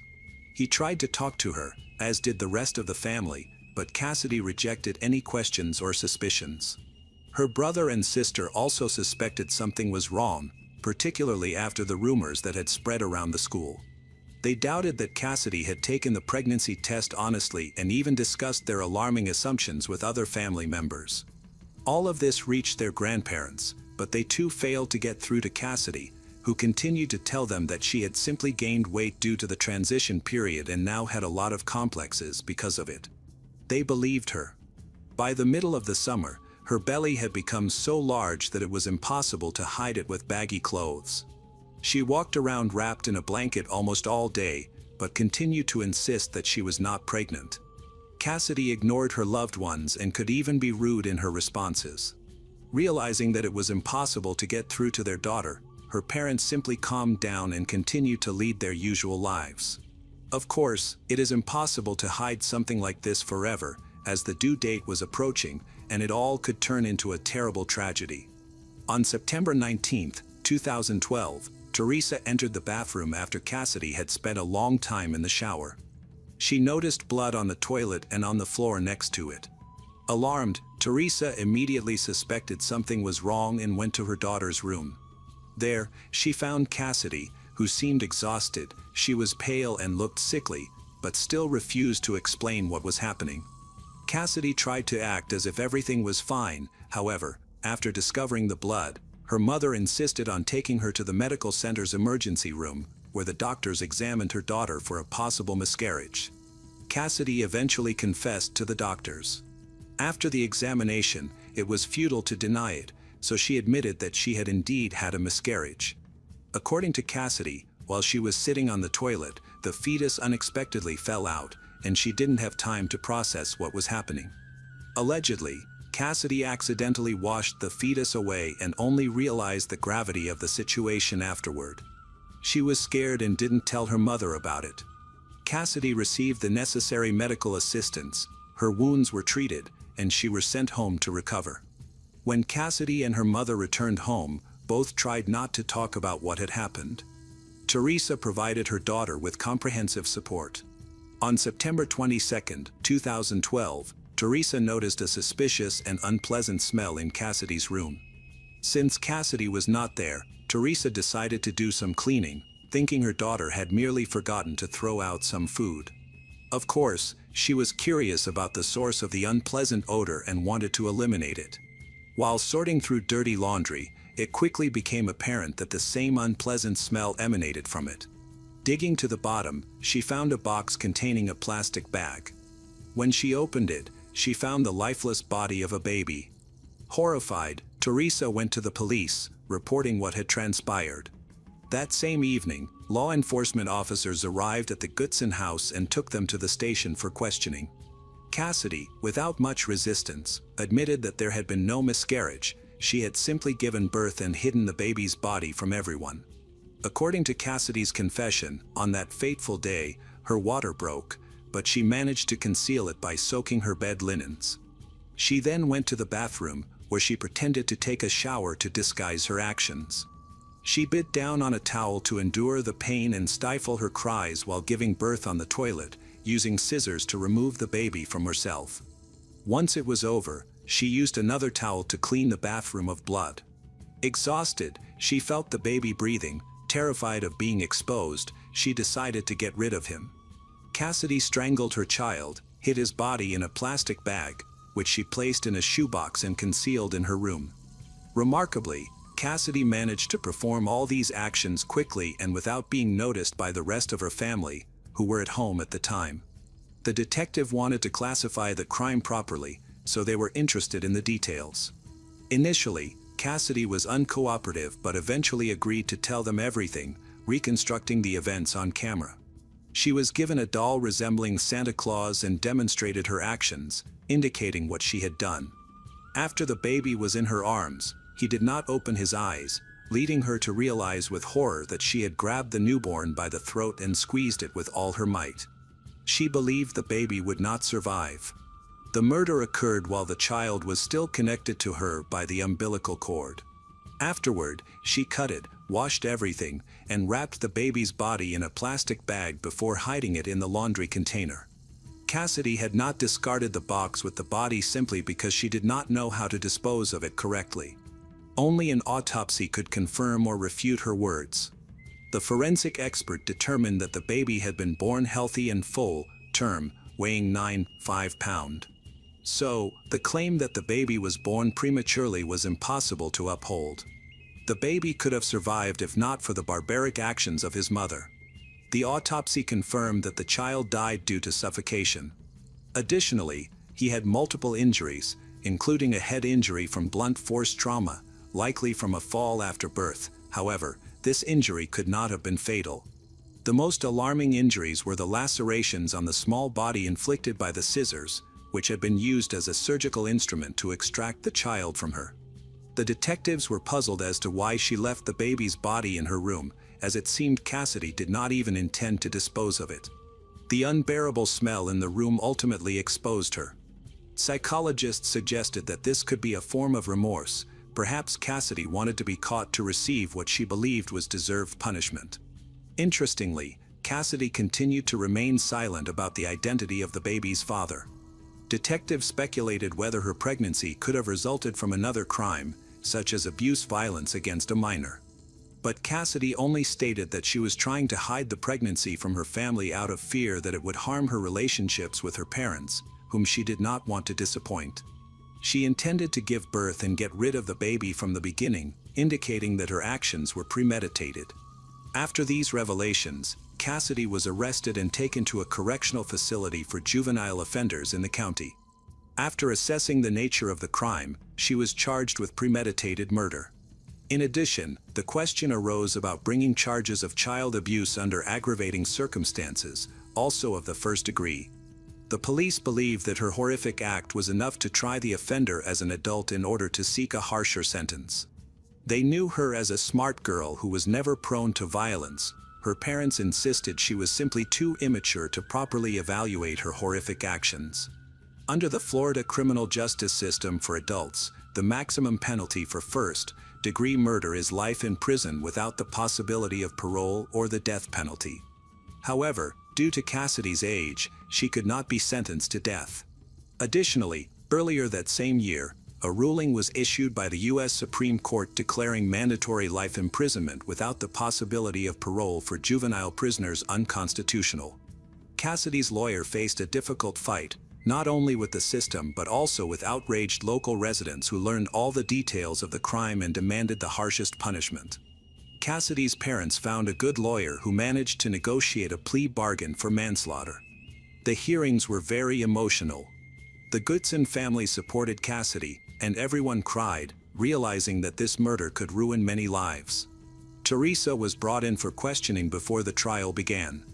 Teresa denied knowing about the pregnancy and detailed how she had initially suspected her daughter was pregnant, but had taken her word for it after the pregnancy tests. She believed that her daughter was simply gaining weight, which could easily be explained by hormonal changes during adolescence. She insisted that if she had known about her daughter's delicate situation, she would have never allowed what happened. She would have supported her daughter and helped Cassidy with childbirth. Later, none of Cassidy's relatives were held accountable. In a video shown to the jury, Cassidy has been reproduced how she killed her newborn son.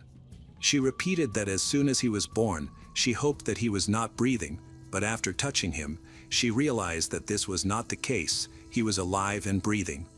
Cassidy then squeezed the baby's neck with her hands, simply to make him stop breathing so that she would not have any problems. It took her about a minute to kill the boy. At the sentencing, the judge emphasized that Cassidy had never previously encountered problems with the law and that the probability of her posing a threat to society was considered minimal. In his opinion, Cassidy was simply immature for such a responsible step as motherhood. However, she was old enough to be punished for her cruel act. During the sentencing, the judge expressed hope that she would not be in the dock for another crime. The prosecutor and the lawyer agreed that Cassidy deserved a second chance, and it was decided to send her to a special program at the Hillsborough Academy for Girls. As she left the courtroom, Cassidy wiped away tears with the sleeve of her prison uniform. A few months later, Cassidy had to appear in court again for the commission to decide her future. She was sentenced to 1.5 years in prison, with the stipulation that if she again went down a slippery path of crime, she would not receive another chance for rehabilitation. After her release, she would be under close supervision and must follow the rules. Upon the slightest violation, Cassidy could end up behind bars again, as an adult. Special attention was paid to the investigation of the child's paternity. Detectives were able to establish that it was another minor who did not even know about the pregnancy.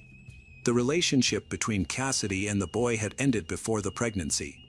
The specific name of the young man was never revealed, so that no one else would be implicated in this high-profile case, which had caused wide public resonance and uproar. Protracted disputes and debates were just beginning, as this case raised the whole country on its feet. All local and national media seemed to want to comment on the incident. In particular, one of the studies detailed numerous incidents similar to the Cassidy Goodson case, identifying a common pattern: girls are most afraid of hiding their pregnancies from their mothers. It is noteworthy that many of these crimes are committed by unmarried girls who fear being judged by their parents. However, not everyone agreed with this theory. Some studies conducted by other experts indicated that fathers tend to be stricter in such matters. In any case, this raised the sensitive issue of the Goodson family's involvement and the contribution they made to the boy's death. Cassidy maintained she was compelled to hide her situation from her relatives, fearing relationship deterioration. Even in the face of overwhelming evidence, she continued to insist on her version of events and openly lied.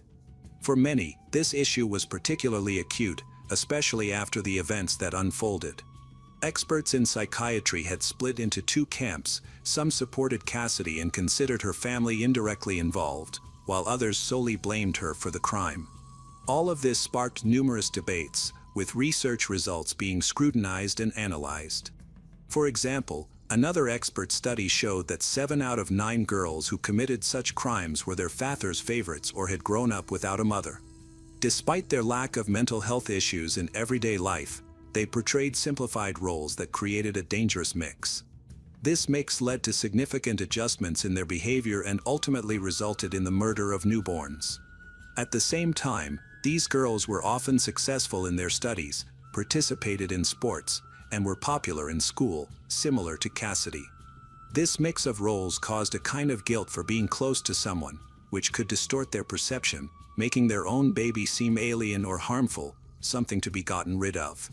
Often, such teenagers hope of stillbirth, as it appears to be the easiest way to avoid responsibility.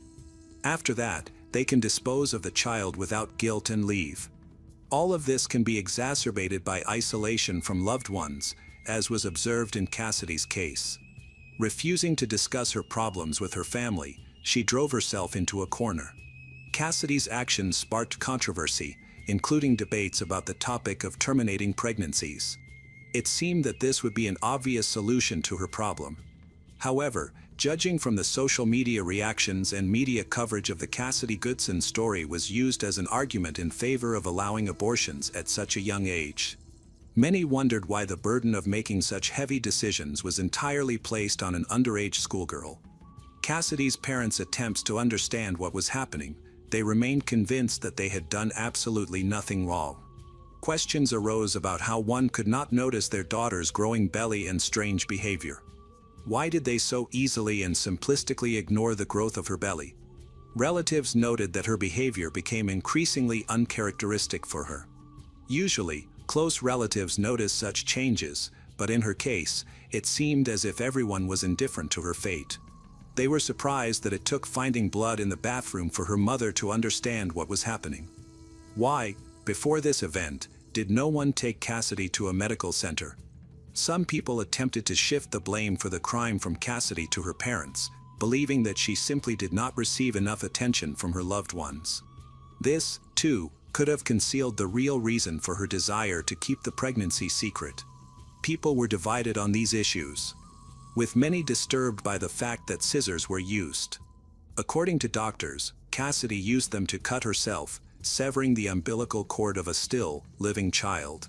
To quickly pull out the baby, she used an ordinary office tool as a surgical instrument. Naturally, Cassidy experienced severe pain, but to cope with it, she clenched a piece of towel in her teeth.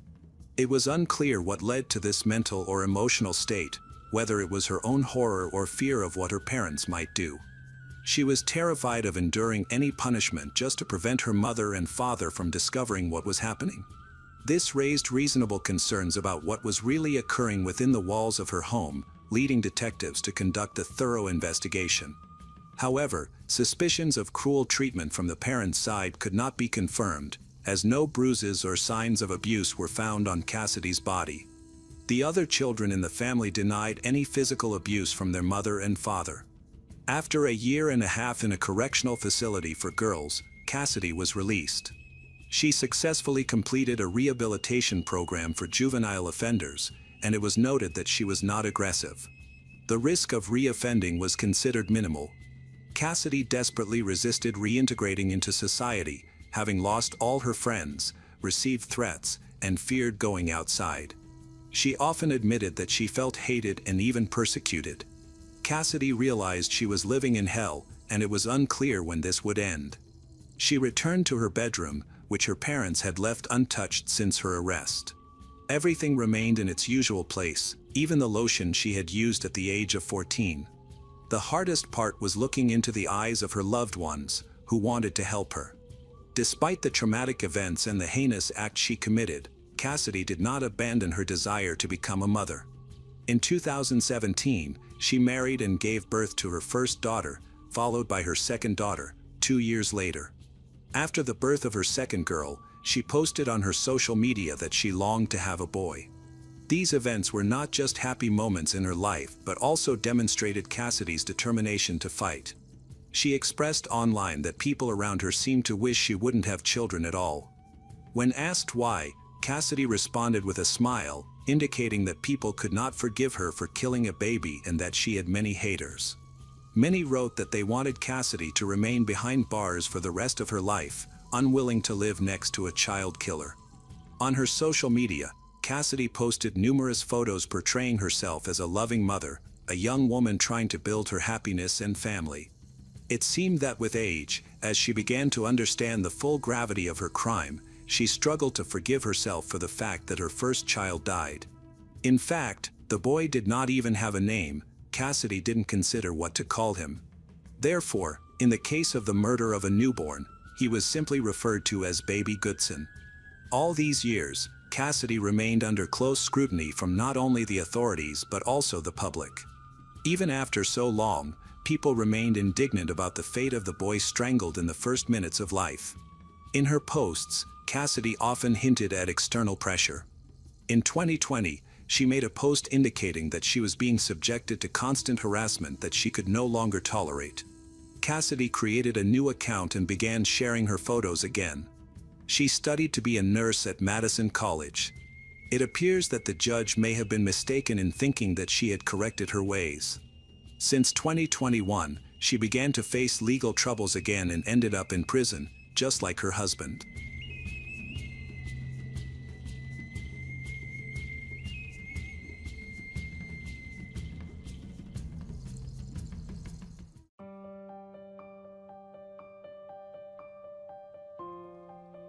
Hello everyone, today we will learn about another case.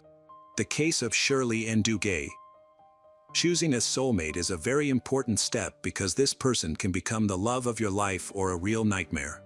Shirley and Duguay was born on October 11, 1962. She was a native of Prince Edward Island, born and raised in the smallest of the Canadian provinces.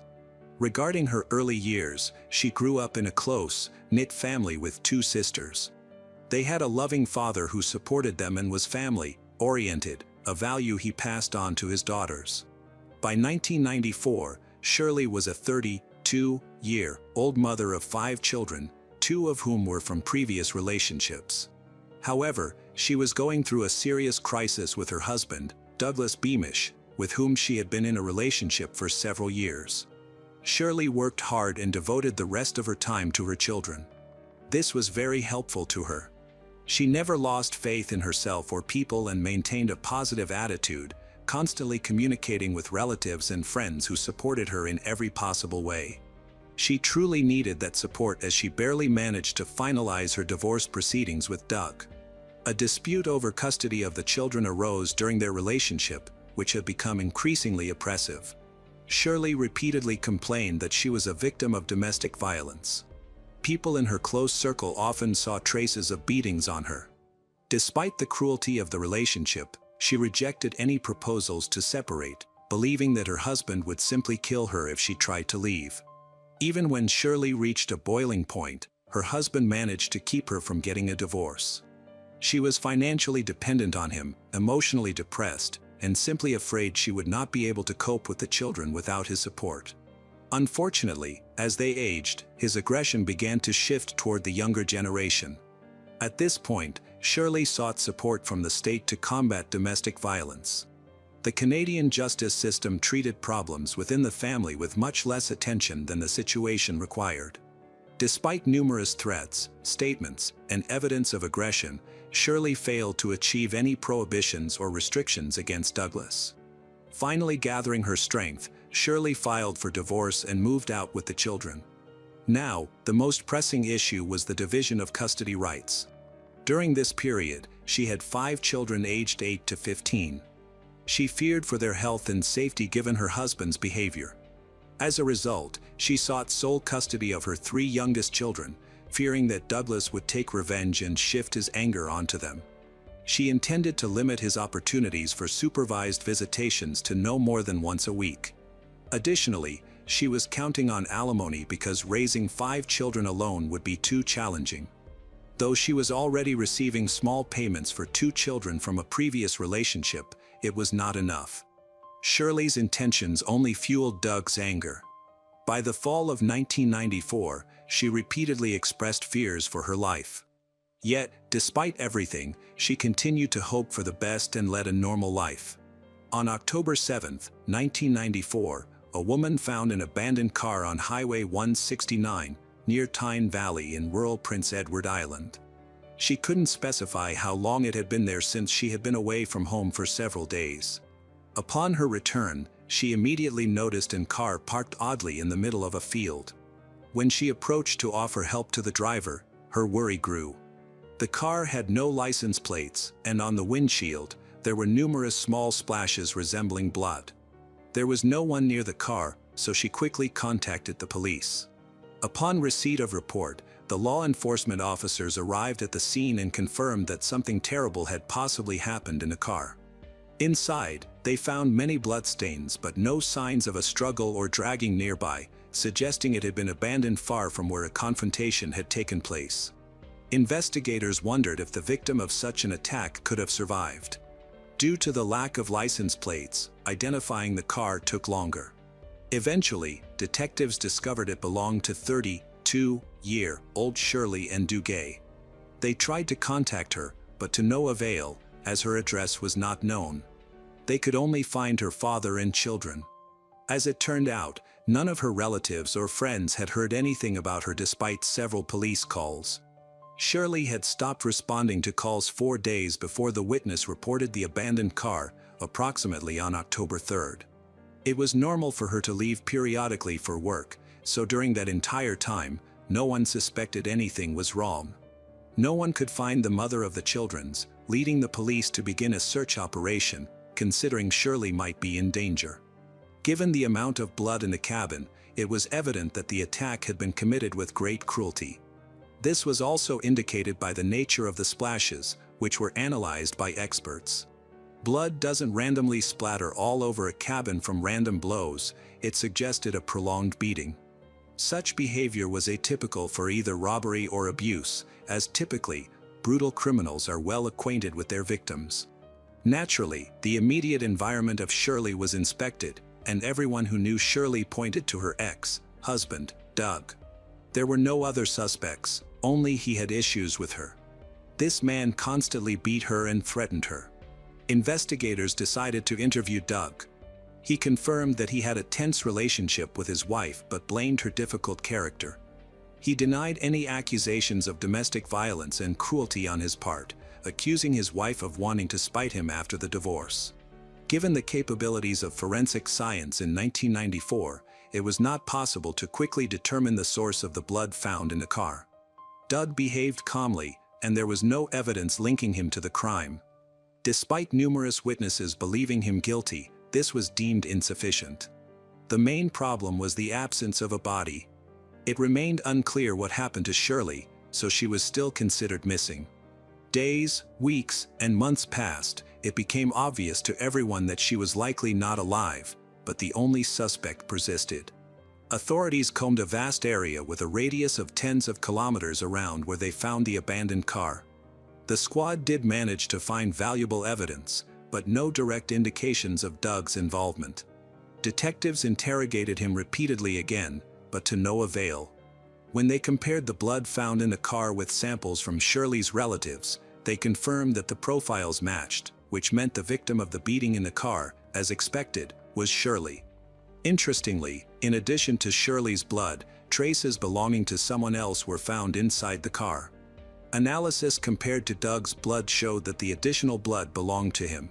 However, without a body, even this evidence did not establish a direct link to the crime or elicit a confession from him. He insisted that the car was his, as Shirley had used it during their 15-year relationship, and he could have repeatedly injured himself inside it. It was impossible to calculate the exact time of his bloodstain's appearance. All of this caused bewilderment and discontent among the relatives of Shirley. The local community was also outraged because a dangerous person was walking free. Many believed in Doug's guilt. The Duguay family insisted that he was the only one capable of such cruelty. In the car, there were numerous splatters of blood, and experts indicated they resulted from medium force blows. However, the police were not sure if the criminal had used a weapon. The cushion on Shirley's seat was soaked in blood. She had used it to sit while driving. Being a petite woman, about 150 centimeters tall and weighing around 45 kilograms, she needed the cushion to control the vehicle effectively. The cushion had blood from two different sources mixed. About 1 kilometer from the abandoned car, they discovered a shovel with traces of blood and 2 black hairs. This evidence became the first valuable clue examined by forensic scientists in the laboratory. Microscopic analysis and comparison with the hairs found on Shirley confirmed they belonged to her. By this time, the search operation had been underway for more than a month. The most significant find was a thick plastic bag containing a pair of sports shoes and a leather jacket, both covered in blood. The items were located 2.5 kilometers from Shirley's car. The blood stain analysis confirmed they belonged to Shirley. However, the shoes and jacket were clearly not her size, were more consistent with a man's. When questioned about the sneakers and jacket, Douglas denied ever having worn anything like that. Unfortunately, there was once again no confirmation of this, as his blood was not found on the jacket or shoes.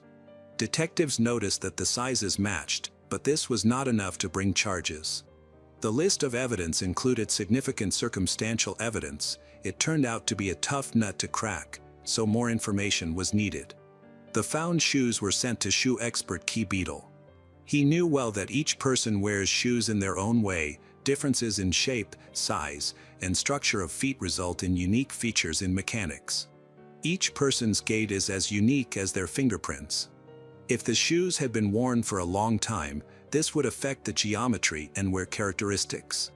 Dr. Key began studying the marks left on the insole and the inner surface of the sole.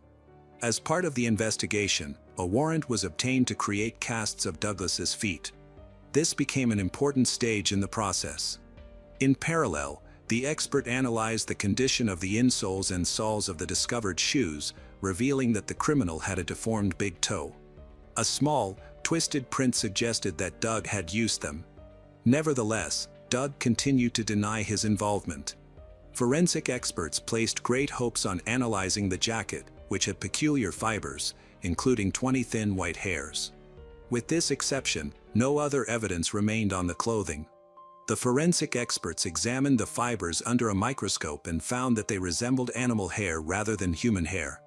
The detectives were busy with the investigation, and one of them recalled an important detail.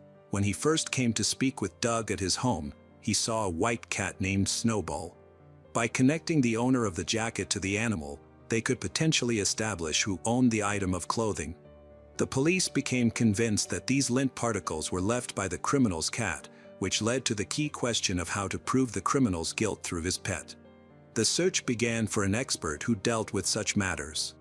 Detectives made hundreds of phone calls and were amazed to find that such studies had not yet been explored in the history of criminology and forensic science. The closest researchers were pet experts studying their genes to combat diseases.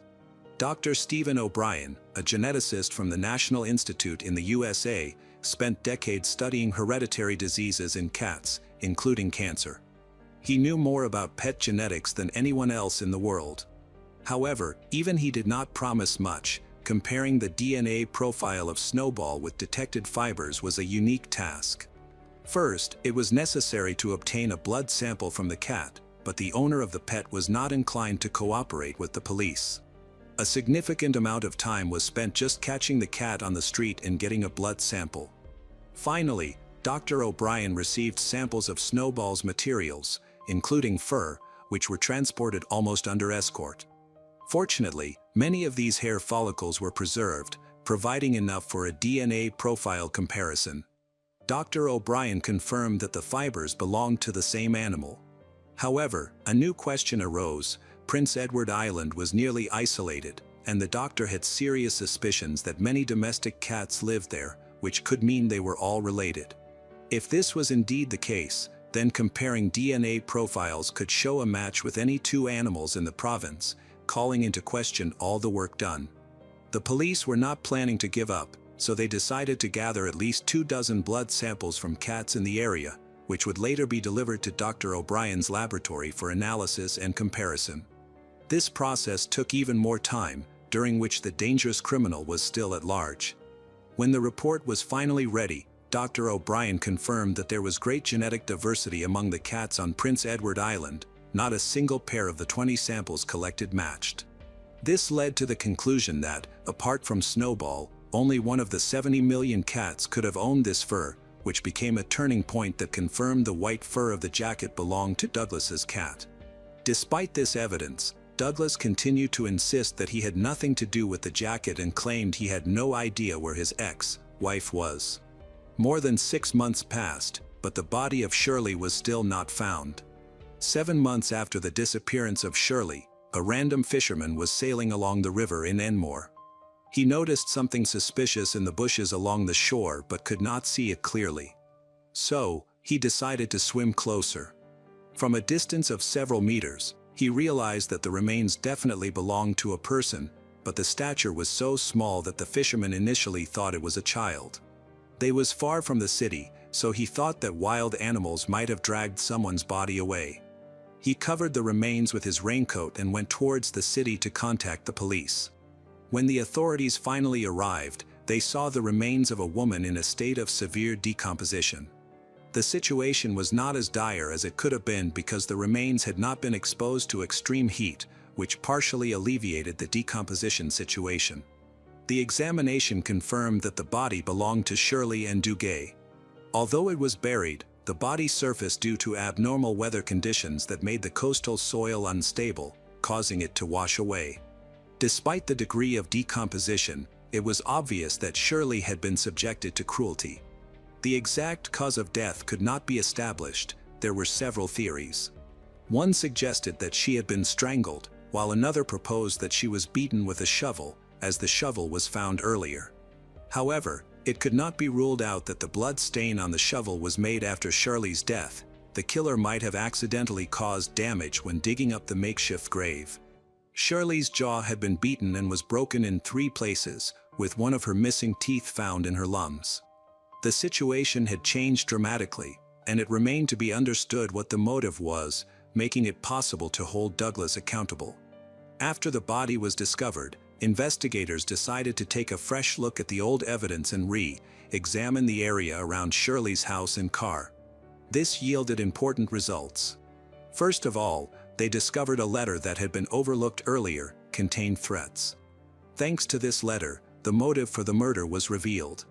It turned out that immediately after Shirley filed for sole custody rights, Douglas wrote her a frightening note in which he said he would be happier to see her in the grave than to lose the children forever.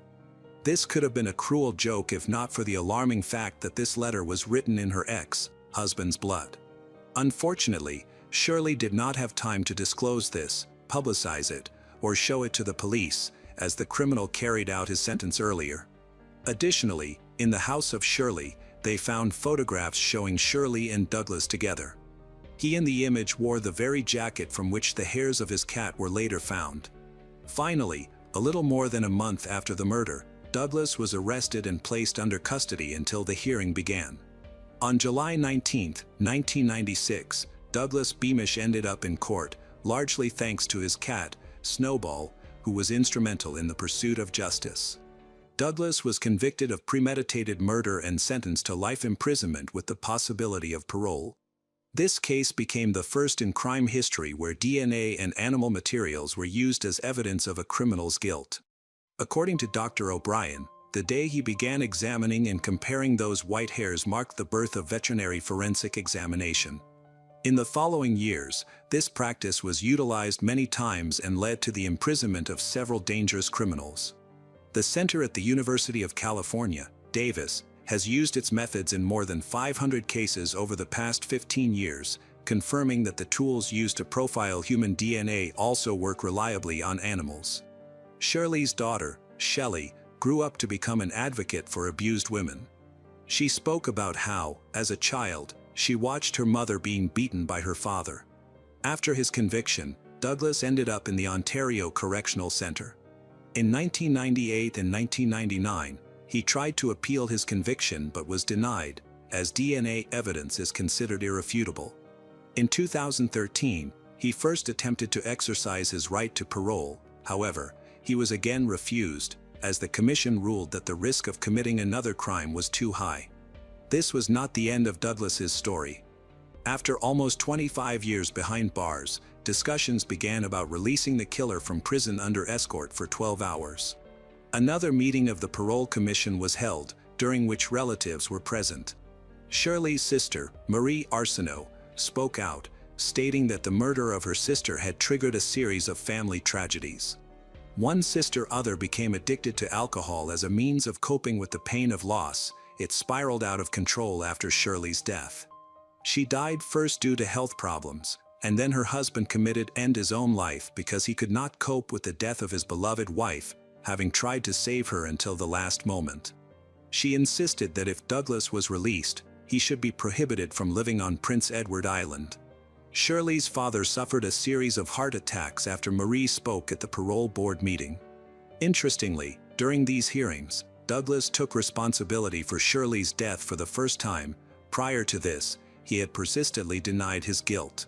The commission determined that he still posed a high risk of reoffending, including crimes related to violence and cruelty. Despite finally admitting guilt and realizing the seriousness of his actions, it was believed that significant work still needed to be done before he was ready for full parole. Until that point, he had found it easier to blame others for what had happened than to face the truth. During his time in prison, Douglas suffered 3 heart attacks and kidney failure, nearly dying several times. He is currently serving his sentence in Dorchester Prison, having been transferred there a year before the hearing, during which he was granted a 12-hour escorted release. He expressed a desire to attend a rehabilitation center for ex-offenders convicted of serious crimes located in the Moncton area. Notably, the parole board noted 2 incidents demonstrating that he was not yet ready for life on the outside. In 2019, he threw a knife while preparing food in the kitchen of a minimum security correctional facility, and a year later, he went on a hunger strike, claiming dissatisfaction with the food provided by prison staff. Following the end of the meeting, a decision regarding Douglas Beamish's 12-hour temporary release was not established. He himself stated that he believed he was not ready for full release but wanted to visit a rehabilitation center in Moncton as he did not want to return to Prince Edward Island. It is worth noting that the Correctional Service of Canada had previously allowed him to be temporarily absent under escort for medical reasons and out of compassion. Both occasions took place without incident.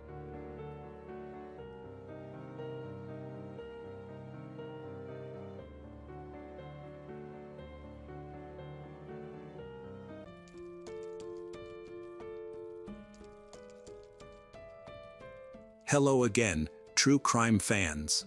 We've got another mysterious case to explore. The case of Thomas Kwan.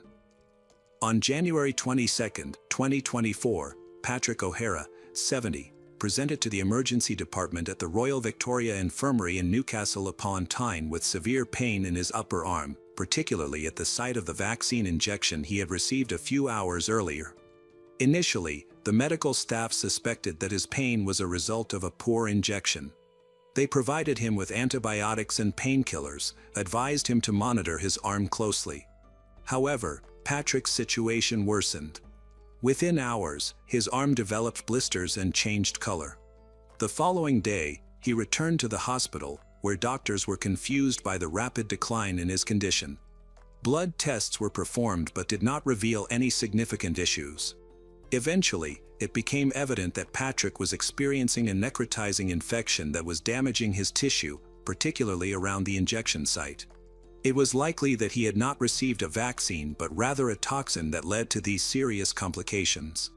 To contain the infection and save Patrick's life, he required surgery to remove the infected tissue. Meanwhile, specialists were working to identify the substance that had caused his condition, as knowing the specific poison involved could help doctors formulate a more effective treatment plan. Dr. Emmett, an expert in the field, suggested that iodomethane could be responsible for Patrick's condition. Iodomethane is highly toxic, and exposure can cause burns and blisters similar to those Patrick was experiencing. There had been no prior instances of methane injections in humans, making its use particularly risky, and the substance is almost impossible to detect in the body. At around 10 a.m. on the morning of January 22, while Patrick was feeling ill, a male nurse named Raj Patel from the National Health Service arrived at his home. Nurse Raj Patel was assigned to examine Patrick and arrived at his and his partner Jenny's residence. He spoke with an Asian accent and in broken English, appearing slightly awkward but competent. The visit lasted about 4 minutes, during which he collected blood and urine samples from Patrick. Jenny, Patrick's partner, came downstairs during the check and asked to have her blood pressure taken, to which Raj agreed. After that, Patrick started preparing to administer a booster vaccine. Even though he mentioned that he had already received this vaccine less than 3 months earlier, Raj insisted that he needed another dose. When Raj administered the injection, Patrick experienced sharp and intense pain. Raj assured him that this was a normal reaction and that the pain would soon subside. However, after giving the injection, Raj quickly gathered his equipment and left the house, which Patrick found suspicious. At the hospital, where Patrick was placed in intensive care, the doctors noticed several letters that he and Jenny had received recently. They informed Jenny that there was no local nursing staff and that the National Health Service had no nurse named Raj Patel. This letter turned out to be a forgery, and the health worker was a fraud. The forgery was well crafted. It featured the National Health Service logo at the top, included hyperlinks, and used medical language along with personal privacy notes typical of unofficial reports. Another letter, sent earlier that month, followed a similar format. It included a QR code that directed Patrick to a short health questionnaire and suggested a home visit on January 22 between 9 a.m. and 1 p.m. The day before this, Patrick received a reminder text message from an unknown number, claiming to be from a health worker named Patel. However, Patrick only became suspicious when Nurse Raj began to act nervously during the injection. One particular action raised alarms. As Raj was leaving, Jenny came down the stairs and told him he was as tall as her son. This startled Patrick, and she chased after him, but he disappeared. Northumbria police then began tracking him from his home in Newcastle city centre. CCTV footage showed him driving to a hotel and checking in. Raj arrived in a car with fake number plates. He checked into the hotel using a false name. 2 hours later, he left his room wearing a long coat, a flat cap, blue surgical gloves, and a medical mask. He walked through the hotel lobby and exited the building. It was less than a 10-minute walk from the hotel to Patrick and Jenny's home on St. Thomas's Street. In the UK, number plates are specific to the make and model of the vehicle they are assigned to. The number plates on Raj's vehicle were easily identifiable as counterfeit. They matched the car's make but not its model. Investigators traced the car back to the hotel that morning and then to its original location, which led them to the small town of Ingleby Barwick, south of Newcastle in Stockton. The car had left the home of Thomas Kwan, son of Jenny Leung. Jenny has several sons from her first marriage, but she noticed a resemblance between her eldest son, Thomas Kwan, 50, and Raj Patel. Thomas was born in Hong Kong and moved to the UK 39 years ago at the age of 13. His parents sent him to an English boarding school, and he later studied medicine at Newcastle University. He is now a general practitioner and a partner at Happy House Clinic in Sunderland, about a half-hour's drive from his mother's home. Thomas had a troubled relationship with his mother, likely stemming from their parents' divorce that occurred 27 years ago. Many of Thomas's issues with her revolved around money. He believed that before their separation, his mother, Jenny, had taken £1 million from their joint account and pressured his father into the divorce. Years later, when his father passed away, Thomas was upset to find that he received a smaller portion of the inheritance compared to his younger brother. In a letter to his mother, Thomas expressed his feelings, accusing her of being unfair and of stealing money from his father. He asked her to clarify the changes in the will and accused her of betrayal. Patrick, trying to ease the tension, asked Thomas to leave the house and confronted him emotionally. Jenny's actions further complicated the family dynamics. The police were called to the scene, but Thomas left before they arrived. This incident deeply affected the relationship between him and his mother, Jenny. Since then, Thomas has had little contact with her and has not visited.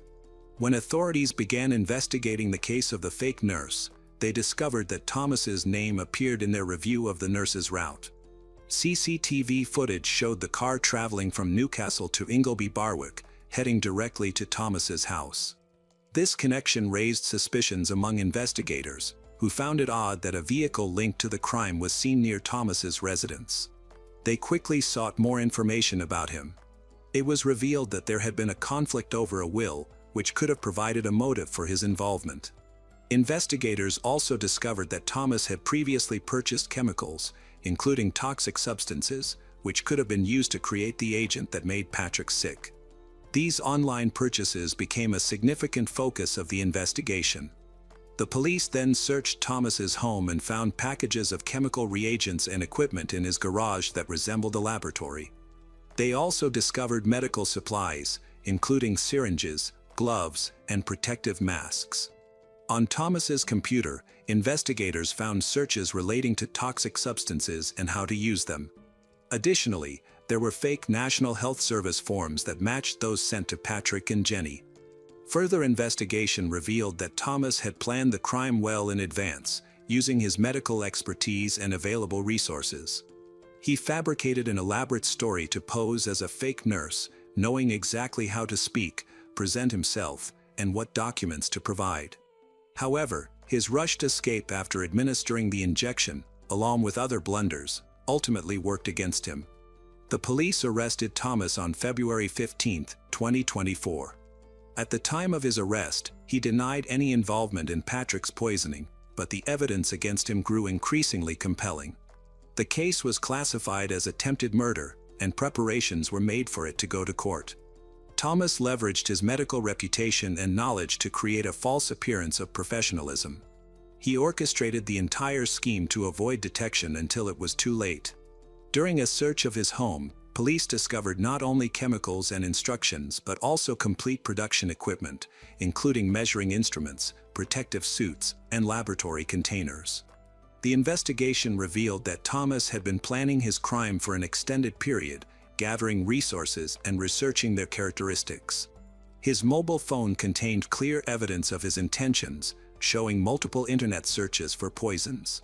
He specifically looked for information on how to use ricin to carry out a slow and painful murder. His searches included terms like ricin dosage, duration of the toxin, and cyanide effects on the human body, indicating that he aimed to proceed carefully and minimize errors. Despite his planning, Thomas made several mistakes that led to the investigation uncovering his scheme. For example, he used a fake license plate on his car, but the police quickly noticed that the plates didn't match the car model. Additionally, his disguise as a nurse was inadequate. Jenny's comment that he resembled her son raised initial suspicions. His quick departure from home after administering the injection and his suspicious behavior further contributed to the doubts about him. Books on toxicology and instructions for creating poisons found in Thomas's possession strengthened the case against him. Additionally, a copy of the National Center of Excellence for Police Investigation Manual on Murder was discovered on his computer. This manual could provide a criminal with insights on how to avoid detection. The evidence suggested that Thomas planned to commit the murder with great precision while minimizing the risk of being caught. What was particularly alarming was how he manipulated his family. The letters, text messages, and Thomas's fabricated identity as a nurse indicated that he was orchestrating a large-scale scheme.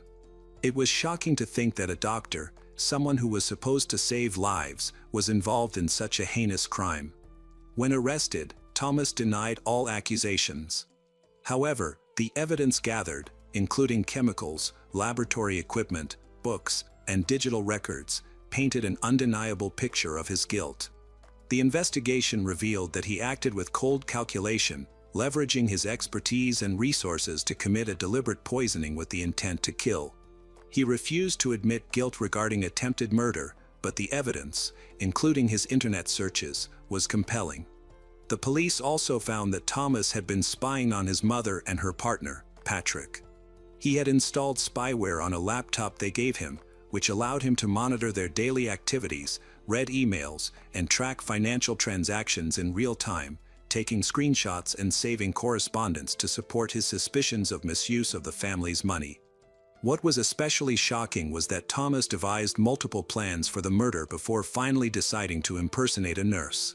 One of his ideas involved sending poisoned drinks or food while pretending to be part of a made-up group called the Northern Wine Tasting Club, offering free samples.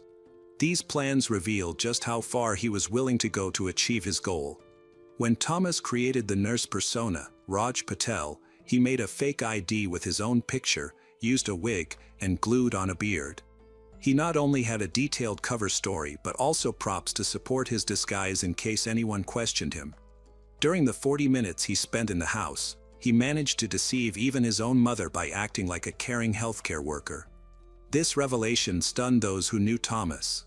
Patients were shocked to find out that their doctor was involved in such a crime. Many expressed that the trust typically inspired by a man in a doctor's uniform was ruthlessly exploited. Residents in the neighborhood watched in horror as the investigation disrupted their quiet suburb. While Patrick was in intensive care, doctors worked hard to save his life. He underwent several surgeries to remove dead tissue and stop the infection from spreading further. Additionally, he needed plastic surgery to repair the damage to his arm. Fortunately, Patrick survived, but he faces a long road to full recovery. Thomas Kwan was arrested but refused to cooperate with the medical team trying to determine what substance was injected into Patrick. By staying silent, he raised suspicions that he deliberately aimed to cause serious harm. The investigation indicated that he probably used iodine. During the proceedings, Thomas asserted that he did not intend to kill anyone, he merely sought to inflict mild pain or discomfort. However, when his trial commenced in Newcastle in October 2024, this assertion quickly fell apart in light of the evidence presented. Prosecutor Peter Makepeace, in his opening statement, reminded the jury that sometimes reality can be stranger than fiction. He pointed out that Thomas's careful and detailed planning suggested that his intentions were far more serious than he claimed. Thomas's knowledge of poisons, his extensive research, and his experience made it clear that he fully understood the life-threatening nature of his actions. Moreover, Thomas's motivation went beyond mere financial gain. Even though the inheritance he received after dividing property with his relatives was relatively small, his feelings of grievance ran deeper. He accused his mother of not loving him enough during his childhood and framed the attack on Patrick, her partner, as a means to emotionally hurt her in revenge. On the second day of the trial, October 7, 2024, Thomas pleaded guilty, which spared the court from weeks of hearings. The victim, Patrick O'Hara, shared how the attack affected his life. Thomas received a severe sentence that reflected both the seriousness of his crime and the level of planning involved. The judge noted that while some aspects of Thomas's plan were poorly executed, such as using fake license plates that didn't match the car model, he had put a significant amount of effort into preparing for the crime. This level of planning justified a lengthy sentence. Thomas Kwan was sentenced to 31 years and 5 months in prison. His guilty plea and clean record prior to the incident were taken into consideration during sentencing. Patrick O'Hara faced challenges in his recovery, suffering from post-traumatic stress disorder, which ultimately led to the end of his long-term relationship with Jenny. Despite these difficulties, Patrick expressed his appreciation for the professionals at the National Health Service who saved his life. After the trial, he gradually returned to a normal routine, though he continued to experience physical and emotional reminders of the attack. Nonetheless, this incident became a catalyst for new beginnings for him. After parting ways with Jenny, he relocated from Newcastle to a quiet coastal town where he found peace. While there, Patrick focused on helping victims of violence and fraud. He began speaking at conferences and in the media to share his story and emphasize the importance of remaining vigilant, even in everyday situations. Meanwhile, Jenny, overwhelmed by her son's actions and her guilt toward Patrick, worked on improving her family relationships. She stepped back from public life to concentrate on her family, but her bond with Thomas was never repaired. In prison, Thomas Kwan began to understand the seriousness of his actions. In isolation, he had to confront his motives and the harm he had caused to his family. However, prison records indicated that he still had a long way to go before he felt true remorse. At the beginning of his sentence, he continued to rationalize his actions, feeling a sense of injustice. Patrick, who had endured many hardships, found happiness in simple pleasures, like walks by the sea and friendships with those who valued him for who he was. He often expressed that his greatest achievement was learning to trust again. Although the scars on his hand never disappeared, he came to see them not as reminders of pain, but as symbols of the strength he discovered to keep moving forward, even in the toughest times.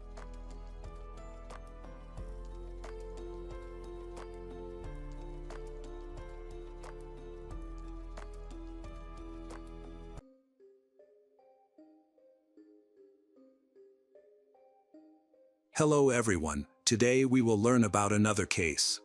The case of the DeFeo family. To truly understand it all, let's first get to know the DeFeo family, who once lived in a house at 112 Ocean Avenue in Amityville, Long Island, New York. Ronald Joseph DeFeo Sr., more commonly known as Big Ronnie, was born on November 16, 1930, to parents Rocco and Antoinette DeFeo. When he was younger, Big Ronnie was slender, handsome, and had a powerful gaze reminiscent of the legendary Rudolph Valentino. With his suave looks, he attracted the attention of Louise Marie DeFeo, who was born on November 3, 1931, to Michael John Briganti Jr. and Angelina Maria Briganti. Louise had aspirations of becoming a model. She was beautiful enough to mingle with the best, including the famous singer Mel Torme. After a brief courtship, Big Ronnie and Louise married. However, the Briganti family disapproved of Big Ronnie, cutting all ties with the newlyweds until September 26, 1951, when their son Ronald DeFeo Jr. was born. He would later be known as Butch. Growing up, Butch faced many struggles as the firstborn son. His father expected a lot from him, and Big Ronnie was not afraid to discipline Butch in harsh ways. One minute he would hug his son, and the next he would throw him across the room. Louise's brother, Michael John Briganti Jr., would later testify at the DeFeo trial about an incident he witnessed when Butch was only 2 years old. He recalled, "They were all sitting down in the basement watching TV, and he don't know what the boy had done, but all of a sudden, the father just pushed the boy into the wall. The boy banged his head or part of his shoulder or something." As a child, Butch was extremely overweight, a problem that would persist until his late teenage years when he began using amphetamines. His school life suffered as a result, with bigger kids often teasing him and calling him names like the Blob, Bucky Beaver, and Pork Chop. On July 29, 1956, Louise gave birth to a daughter, Dawn Teresa DeFeo. A few years later, On August 16, 1961, Louise gave birth to Allison Louise, and then again on September 4, 1962, to Mark Gregory. Sometime after Mark's birth, Louise decided to leave her husband for reasons that remain unclear. To win her back, Big Ronnie determination to express his love. On October 24, 1965, Big Ronnie was blessed with a third son, John Matthew. By this time, the family had moved from their Brooklyn apartment to a lavish home on the south shore of Long Island in the affluent community of Amityville. Many wondered how Big Ronnie, working as a car dealer service manager, could afford such a luxurious home. The answer was clear: his father-in-law, Michael John Briganti Sr. In the early 1970s, Big Ronnie decided he wanted life-sized portraits to immortalize his family. Michael Jr. picked up the tab, which was estimated to be at least $50,000. The painstakingly detailed portraits took over a year to complete, and when finished, they hung in large golden frames on the staircase wall between the first and second floors of the DeFeo home. By this point, Butch had become increasingly troublesome as he got older. The DeFeos owned an auto body shop where Butch worked, but he spent more time at bars than actually working. His growing addiction to banned substance and alcohol only made things worse, driving him to violence against his own family. There was even an incident where he pulled a gun on his father, and countless other times he lashed out physically at those closest to him. Then, in the early hours of November 13, 1974, Butch completely snapped. Armed with a rifle, he moved silently through the house, murdering his family members one by one as they slept. What's truly chilling about this is that, despite the brutal killings taking place within just 15 minutes, the bodies showed no signs of struggle.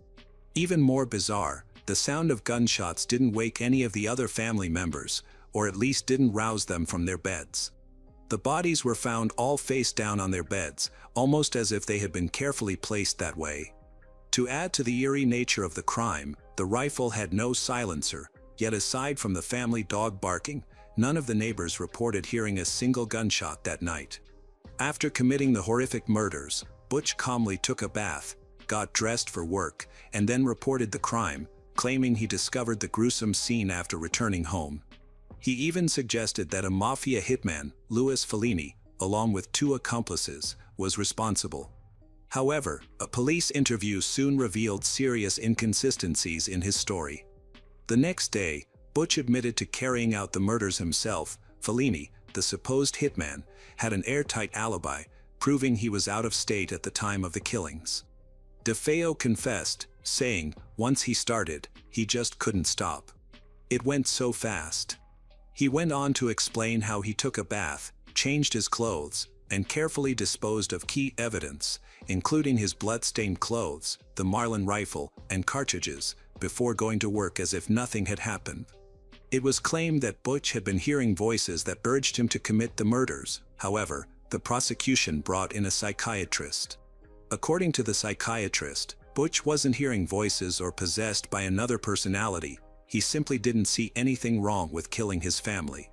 Because of that, DeFeo was convicted on 6 counts of murder and sentenced to 6 consecutive life terms, which he continued to serve at the Sullivan Correctional Facility in New York until he died on March 12, 2021.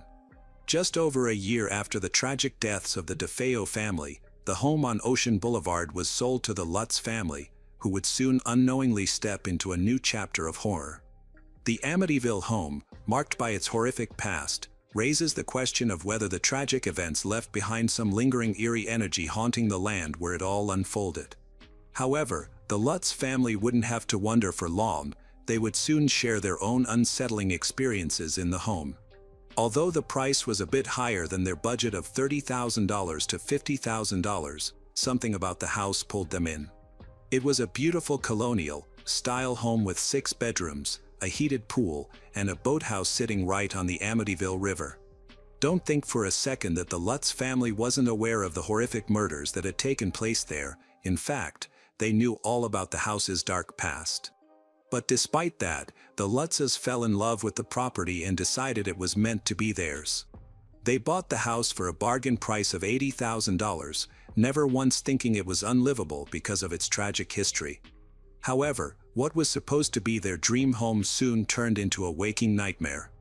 The strange and terrifying events that followed were later shared with the world by author Jay Anson in his famous book, The Amityville Horror. Before moving into the house, George Lutz was a successful businessman, but after settling in new house, something changed. He became sluggish, cold, and irritable. Most bizarre of all, he started waking up at 3:15 in the morning every night, unable to get back to sleep. It wasn't just random, it was the exact time the DeFeo murders had occurred. One night, George was startled to see his 5-year-old daughter, Missy, standing by her bedroom window. But what sent chills down his spine was the eerie outline of a pig's face with glowing red eyes staring at him from behind her. He rushed into her room, only to find Missy sound asleep, as if nothing had happened. Not long after, Missy talked about a new friend, an imaginary pig named Jody. But was Jody really imaginary? In another bone-chilling moment, George looked at his wife Kathy as she lay sleeping, but something was horribly wrong. Her face had distorted and aged, as if she'd become a 90-year-old woman overnight. At times, Kathy seemed to undergo strange transformations, aging rapidly and looking like someone else entirely. Her mother even witnessed this unnatural change firsthand. But the strange events didn't stop there. The house seemed to have a mind of its own. Doors were ripped off their hinges, and in the middle of a freezing winter, a room was suddenly filled with flies.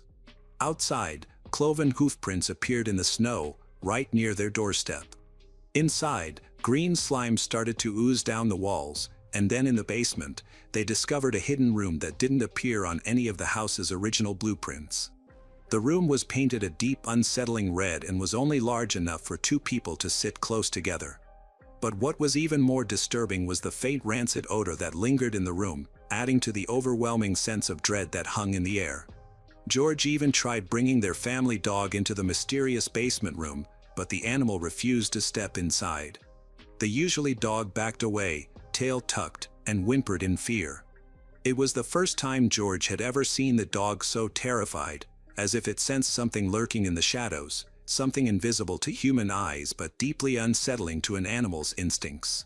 The eerie experiences didn't stop there. One night, George was jolted awake by the unmistakable sound of a band playing downstairs.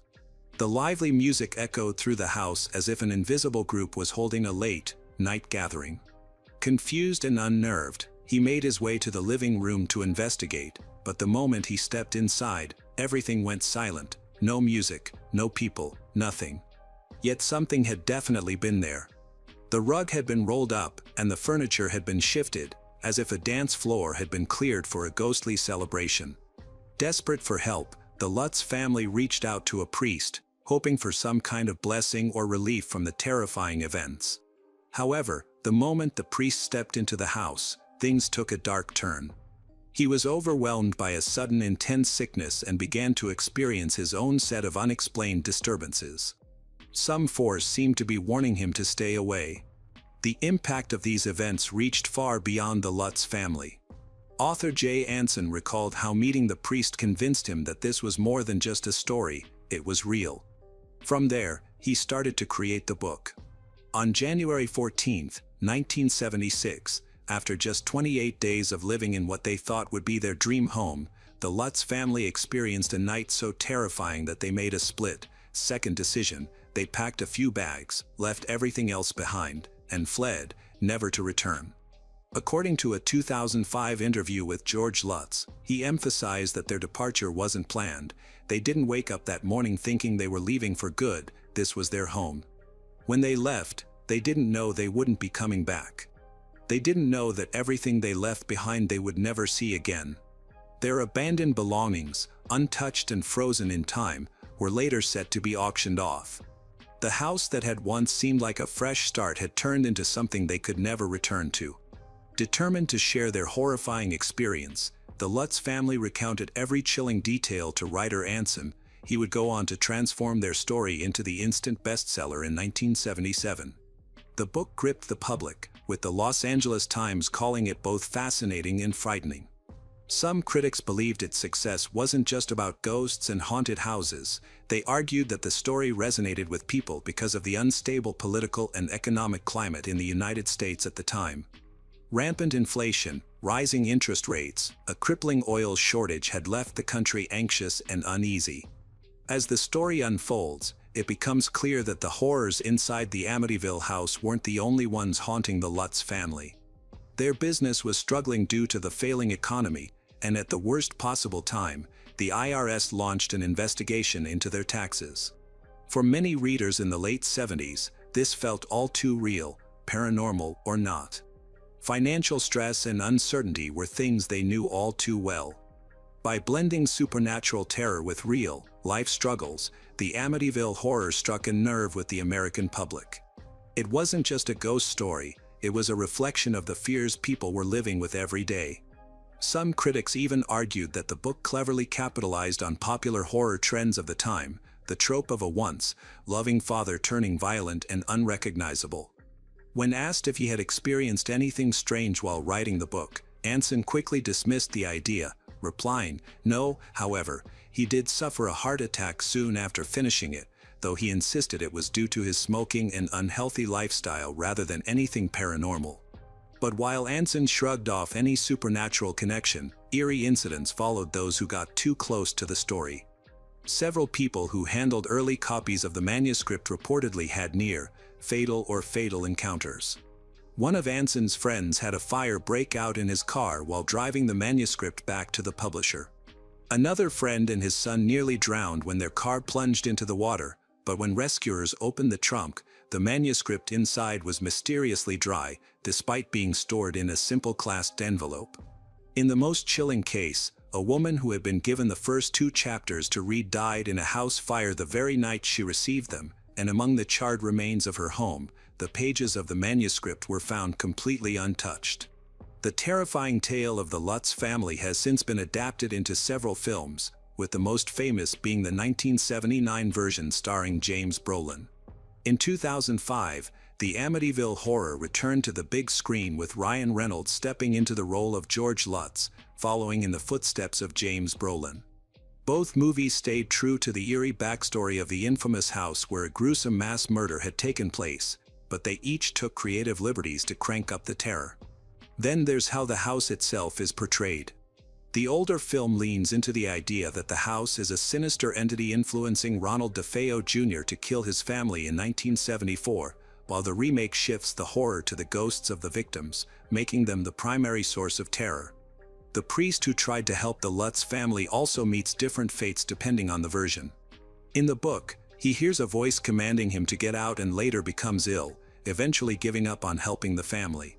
The films, however, escalate the horror, showing him being attacked by swarms of supernatural flies and even going blind.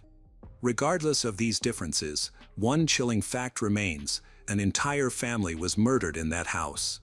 Yet despite the Lutz family's claims of paranormal experiences in 1975, no other owners have reported hauntings since. According to the Washington Post and real estate firm Coldwell Banker, Harbor Light, 4 different families have lived in the house after the Lutzes.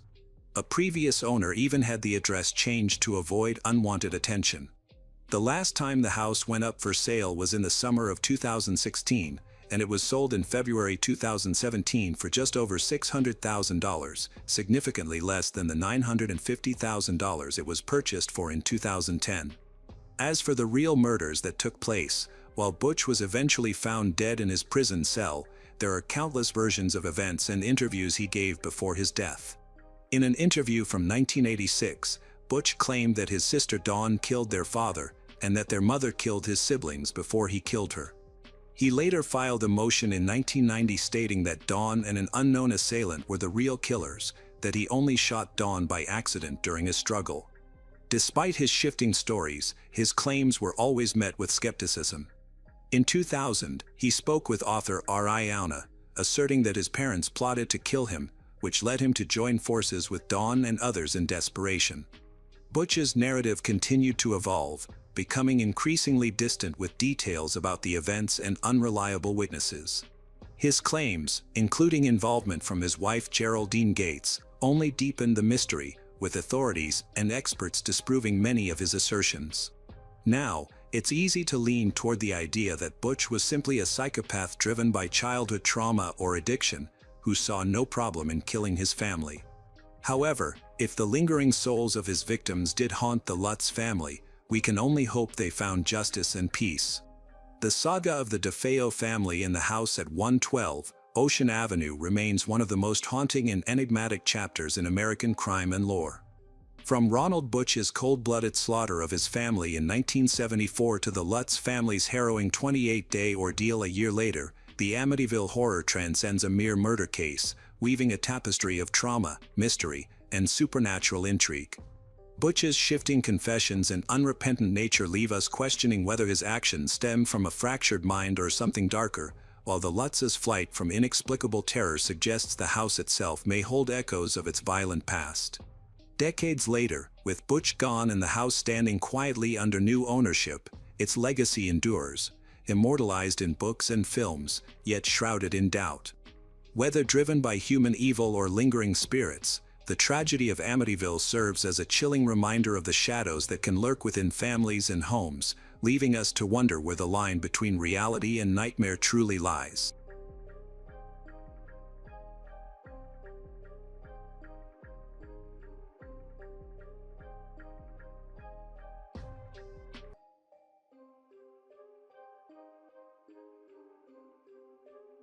Jessica Edens was born on January 22, 1981, in a small suburb of New York State, USA. She came from a large family, with a sister named Diane and two half-brothers, Nathan and Adam. Jessica spent her early years surrounded by loving parents and siblings, with whom she developed warm relationships. She didn't have outstanding academic success but was always creative, dreaming of becoming a photographer. When her parents recognized this passion, they bought her an amateur camera, which she carried everywhere. She took pictures of people, nature, cities, and architecture, anything that caught her attention. Her work was admired and praised. During her teenage years, Jessica actively pursued this passion and mastered the craft. She began to shoot weddings and various events, initially for free, then for a small fee. This allowed her to earn enough money for her own needs, and the idea of building a real business became increasingly appealing. Jessica's personal life was also progressing. She was sociable, active, attractive, and always attracted a lot of attention. On November 19, 2007, she gave birth to a son named Hayden King. Jessica became pregnant during a rapidly developing relationship with a young man, but the love between them faded quickly, and they broke up before Hayden was born. However, Jessica remained optimistic and maintained friendly relations with the child's biological father, allowing him to communicate with Hayden. Jessica was determined to provide everything her child needed, regardless of whether she had a partner or was raising him as a single mother. Fortunately, she did not have to be alone for long. In 2008, Jessica met a man named Benjamin Edens. They quickly found common ground, grew closer, and within a few meetings, they could not imagine their lives without each other. They was in no hurry to officially register their marriage, as both were creative individuals who understood each other well. After a few months, they moved in together, and Jessica began to contemplate having more children. After a while, they officially got married in 2010. Shortly thereafter, they decided to move to a new large house located in a small, cozy town in Easley, South Carolina, which was ideal for a quiet family life. Their family relationships flourished, and Jessica was convinced she had found the man of her dreams, a feeling that was mutual. 2 years later, on July 19, 2012, they welcomed a daughter named Harper Edens. Jessica believes this further strengthens her relationship with Benjamin. He was a wonderful father who spent all his free time with Harper. He also became so close to Hayden that the boy did not suspect Benjamin was not his biological father. By 2017, Hayden was in the 4th grade, while his younger sister Harper was about to start 1st grade in the fall. This was an exciting milestone. From the outside, Jessica's family appeared perfect. She had 2 children, a beloved job, and a husband whom she described to everyone as the best person. Her eldest child was a good student, and the family expected the same from Harper. Jessica's passion for photography thrived, but when she had her daughter, she decided to take a break and become a housewife, stepping back from her small but successful photo business. However, as Harper grew more independent, Jessica returned to attending various events to conduct professional photography. To simplify her client search, she created a website where she introduced herself as a photographer from Greenville. Jessica described her life as perfect, but, as often happens, things were exaggerated. Behind the facade of love and understanding, difficulties began to arise in the marriage. Over time, Benjamin's feelings cooled, and tension accumulated between them. Jessica wanted to understand what was happening as she began to notice uncharacteristic behaviors in her husband. He would come home from work, immediately run into the shower without even saying hello to his wife and children, as if he were trying to hide something. More and more often, he stayed at work much longer than his shift lasted, citing overtime and global projects that no one could confirm. He began to actively engage in sports, carefully monitored his appearance, and switched to healthy eating. All this could look like ordinary healthy habits that people develop with age, but not with Jessica. She began to suspect Benjamin of cheating. Quickly, a suitable candidate for an affair appeared. A young, attractive woman had recently started at her husband's workplace. This woman's name was Meredith Rahm. She was born on October 29, 1988, in Collierville, Tennessee. In Jessica's opinion, it was on Meredith that her husband had set his eyes. In the early years of Meredith's life, her parents divorced, and her mother quickly found a new man and remarried, so Meredith had a stepfather named Carlton Chambers. He was a worthy person and became like a second father to her. The family in which she grew up was friendly and loving. Meredith had a younger sister named Brittany Rowell. She dedicated herself to her studies from an early age and was focused on career success. She studied well and was creative, like Jessica, but family and children were of little interest to her. In 2009, she graduated from the University of Memphis with a bachelor's degree in international business. After gaining some necessary experience, she moved to Greenville. Meredith was very independent and self-confident, which immediately caught Benjamin's eye. By the time they met, Meredith had started working at the same company as Benjamin. In fact, Jessica's suspicions were justified. Immediately after meeting Meredith, her husband became attracted to her. Their feelings come from both sides. They started dating in secret, and their affair continued for a year. Now, Benjamin finally realized that he wanted to be with his young mistress and wanted to break up with Jessica, but he didn't know how to approach the issue. He was afraid of offending his wife and wanted to avoid the difficulties of the divorce process. For a long time, Benjamin was torn between his family and his mistress. His wife's suspicions only aggravated the situation. The more accusations she made, the more inevitable the breakup felt, which provoked constant quarrels. Jessica did not trust her husband and wanted to find out what was going on. He tried to distance himself, but this could not go on forever. It was time to tell the truth, but Benjamin could not bring himself to do it. Instead of confessing, he decided to move out on far-fetched grounds, citing constant pressure from his wife. On April 11, 2017, Benjamin packed his things and moved from the shared family home to a rented apartment. At least that is what he initially told his wife. Jessica kept hoping that these were only temporary difficulties that many people experience, and that their marriage would be saved. She believed she could convince her husband to return to her and their children. Benjamin tried to avoid the topic of separation altogether, reluctantly answered calls and messages, which only offended her more. The betrayal was of such a magnitude that she could not forgive it. She was angry, and her hopes for a family reunion were shattered. But most of all, she was furious that Benjamin simply ignored her. As the persecution began, Jessica spread various damaging facts about Meredith on all social networks and on any sites where she could post information, exposing her as the homewrecker and her husband as a cheater. Jessica continued to communicate regularly with Benjamin, trying to win him back. Instead, he finally decided to file for divorce. Telling Jessica this provoked even more anger from her, and she now decided to annoy him as much as possible.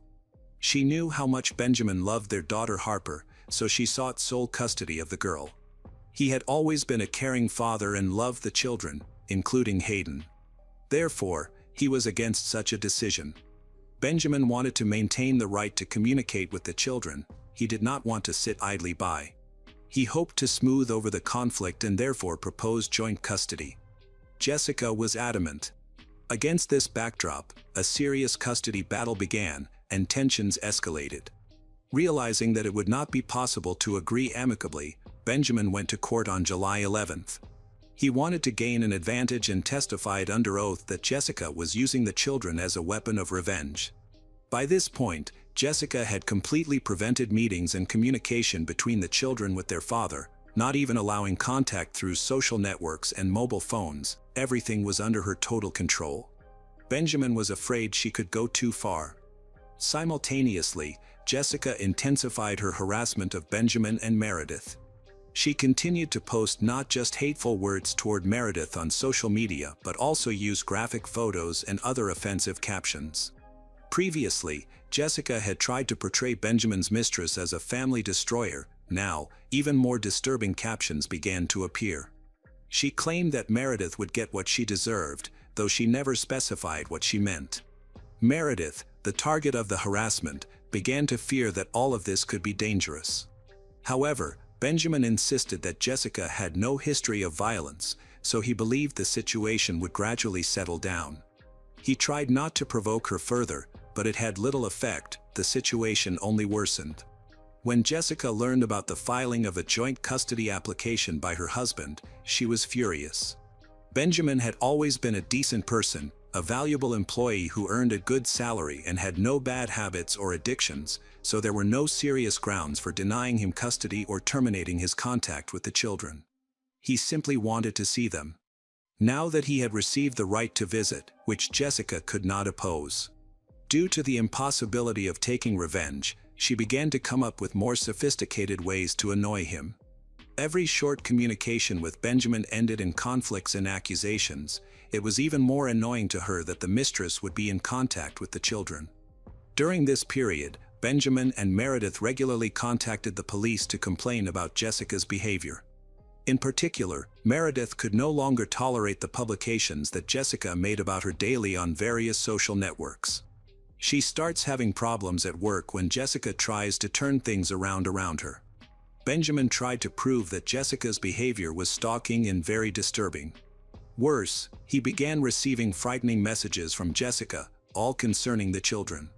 It seemed she was trying to intimidate him with ambiguous phrases, and he worried that his daughter might be in danger.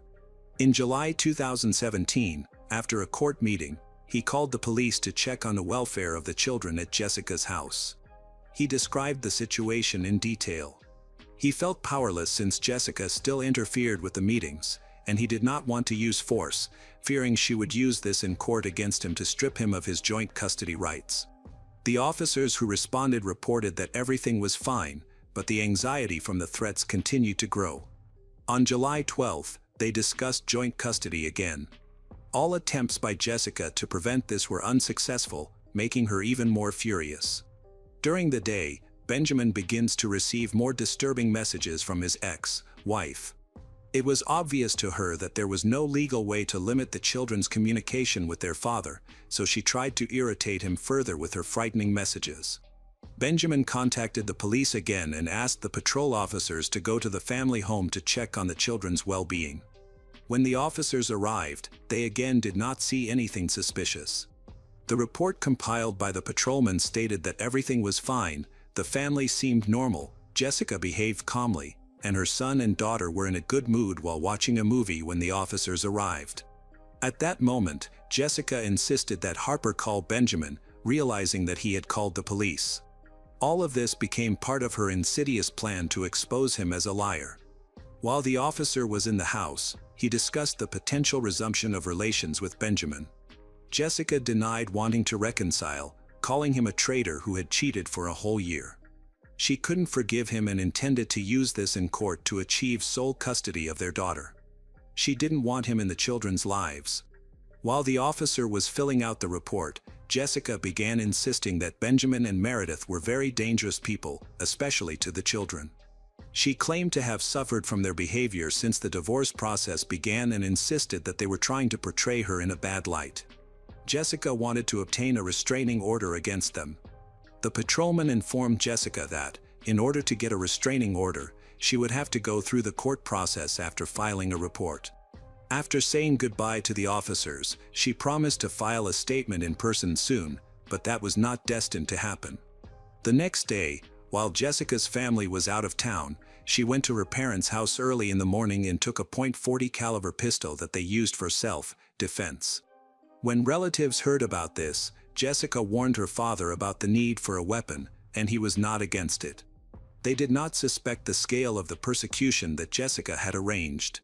She skillfully lied, making Benjamin look worse and referring to the persecution from him, that the danger emanating from her ex. Jessica claimed that she could not feel calm at home, she was simply afraid to be left alone with her 2 children. They were easily convinced that Benjamin and Meredith posed a threat, including to the children, and that the weapon would help protect them from what she described as extremely harmful communication. All of this sounded plausible, therefore, her parents had no problem with her needing the weapon for a while. Jessica planned to keep the gun in the house while the divorce process was ongoing. Jessica then sent text messages filled with accusations, now targeting everyone who knew Meredith. She managed to find information about the family and friends of Meredith, copying the messages to everyone, then telling them how Meredith had stolen her husband, destroyed her family, and was now trying to take the children. Jessica obtained the phone numbers of at least 5 friends of family members on social media. It seemed she was immersed in this all day, displaying behavior that resembled madness. She even personally called several people, relaying her story over her mobile phone. Some of Jessica's acquaintances became disappointed in her decency, causing real damage to her reputation. Benjamin also received even more terrifying messages. Jessica openly accused and intimidated him, stating that he would not receive anything, he would not gain access to Meredith and the children. Jessica wrote that because of his actions, he would have no chance of getting any of it, as she would not allow him to enjoy life after what he had done. Benjamin was extremely worried about this information and began to send Jessica message after message, trying to understand what she meant. However, she simply ignored all his questions, which only increased Benjamin's anxiety. He expressed his willingness to go to court for an emergency hearing regarding joint custody of the children, even threatened to try to take the children from her if she did not calm down. Finally, Jessica responded with a short message, "Your life will soon be better." Benjamin was sure that she was just mocking him and enjoying this situation. Jessica claimed that it was the last day she would experience pain, after which she ignored any attempts by Benjamin to contact her. On the morning of July 13, 2017, Jessica wrote to Benjamin again. She offered to meet so that Benjamin could answer some questions. However, Benjamin found everything very suspicious and hesitated to attend the meeting. He didn't suspect that this could turn out to be a fatal mistake. Benjamin tried to get her to talk on the phone to understand what she needed and why they couldn't discuss it without a meeting, but this only made Jessica even angrier. At 4:41 p.m., he received another message in which Jessica complained that she was tired of this bullying that never meant anything to Benjamin. In reality, old accusations and the most frightening threats she had ever voiced since the breakup emerged. Jessica's behavior was so alarming that Benjamin contacted her mother to discuss the situation, suspecting that Jessica was having a breakdown. He feared she could not control herself, might pose a danger to herself and the children. At that time, he was at work and could not leave. He did not suspect that while he was talking to Jessica's mother, Jessica was already driving to his apartment with bad intentions. At about 5 p.m., Jessica parked her car near the complex where Benjamin and Meredith lived. In the parking lot, Jessica saw Meredith, who had just returned from work and was sitting in her car, distracted by the mail on her mobile phone. Jessica approached her, pointed a gun, and shot through the glass, instantly killing her rival, whom she considered the cause of all her troubles. All this happened in broad daylight. As people were returning from work, the noise attracted numerous witnesses. After the incident, people saw Jessica get into her car and drive away. Neighbors contacted the police, reporting this and clarifying one frightening detail. At that time, there were 2 children in the car with the shooter. Witnesses described the shooter, and the police understood who they were talking about. They assumed that Benjamin was in danger. Jessica had enough time to act, but she was not going to go to Benjamin's workplace. Instead, she devised something much more sophisticated and stayed one step ahead of law enforcement. While the authorities were still looking for her in the city and were awaiting Benjamin's arrival at work, Jessica called Benjamin, told him that everyone he loved had left and that she would be next. Then Jessica hung up. It was the last call she made. Police eventually traced the call and went to Easley, 7 miles from the Benjamin home, where they saw her Jeep. The doors of the car were locked from the inside, and the engine was still running. Inside, they found 3 bodies, 2 children and Jessica herself, who was 36 years old.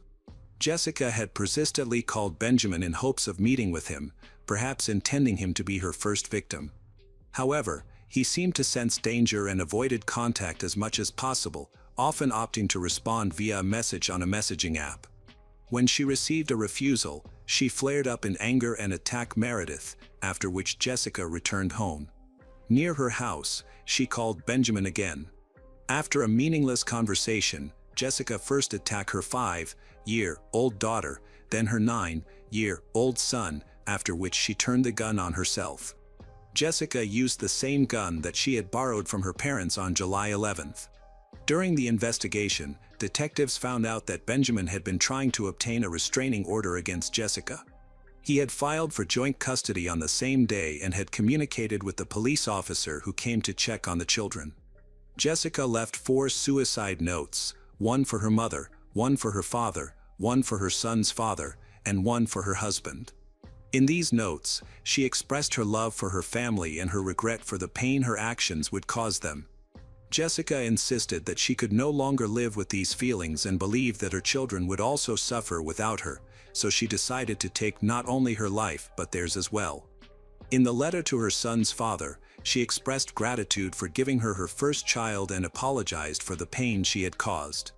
Considering the content of these notes, the police investigated suspicions of domestic violence against the children.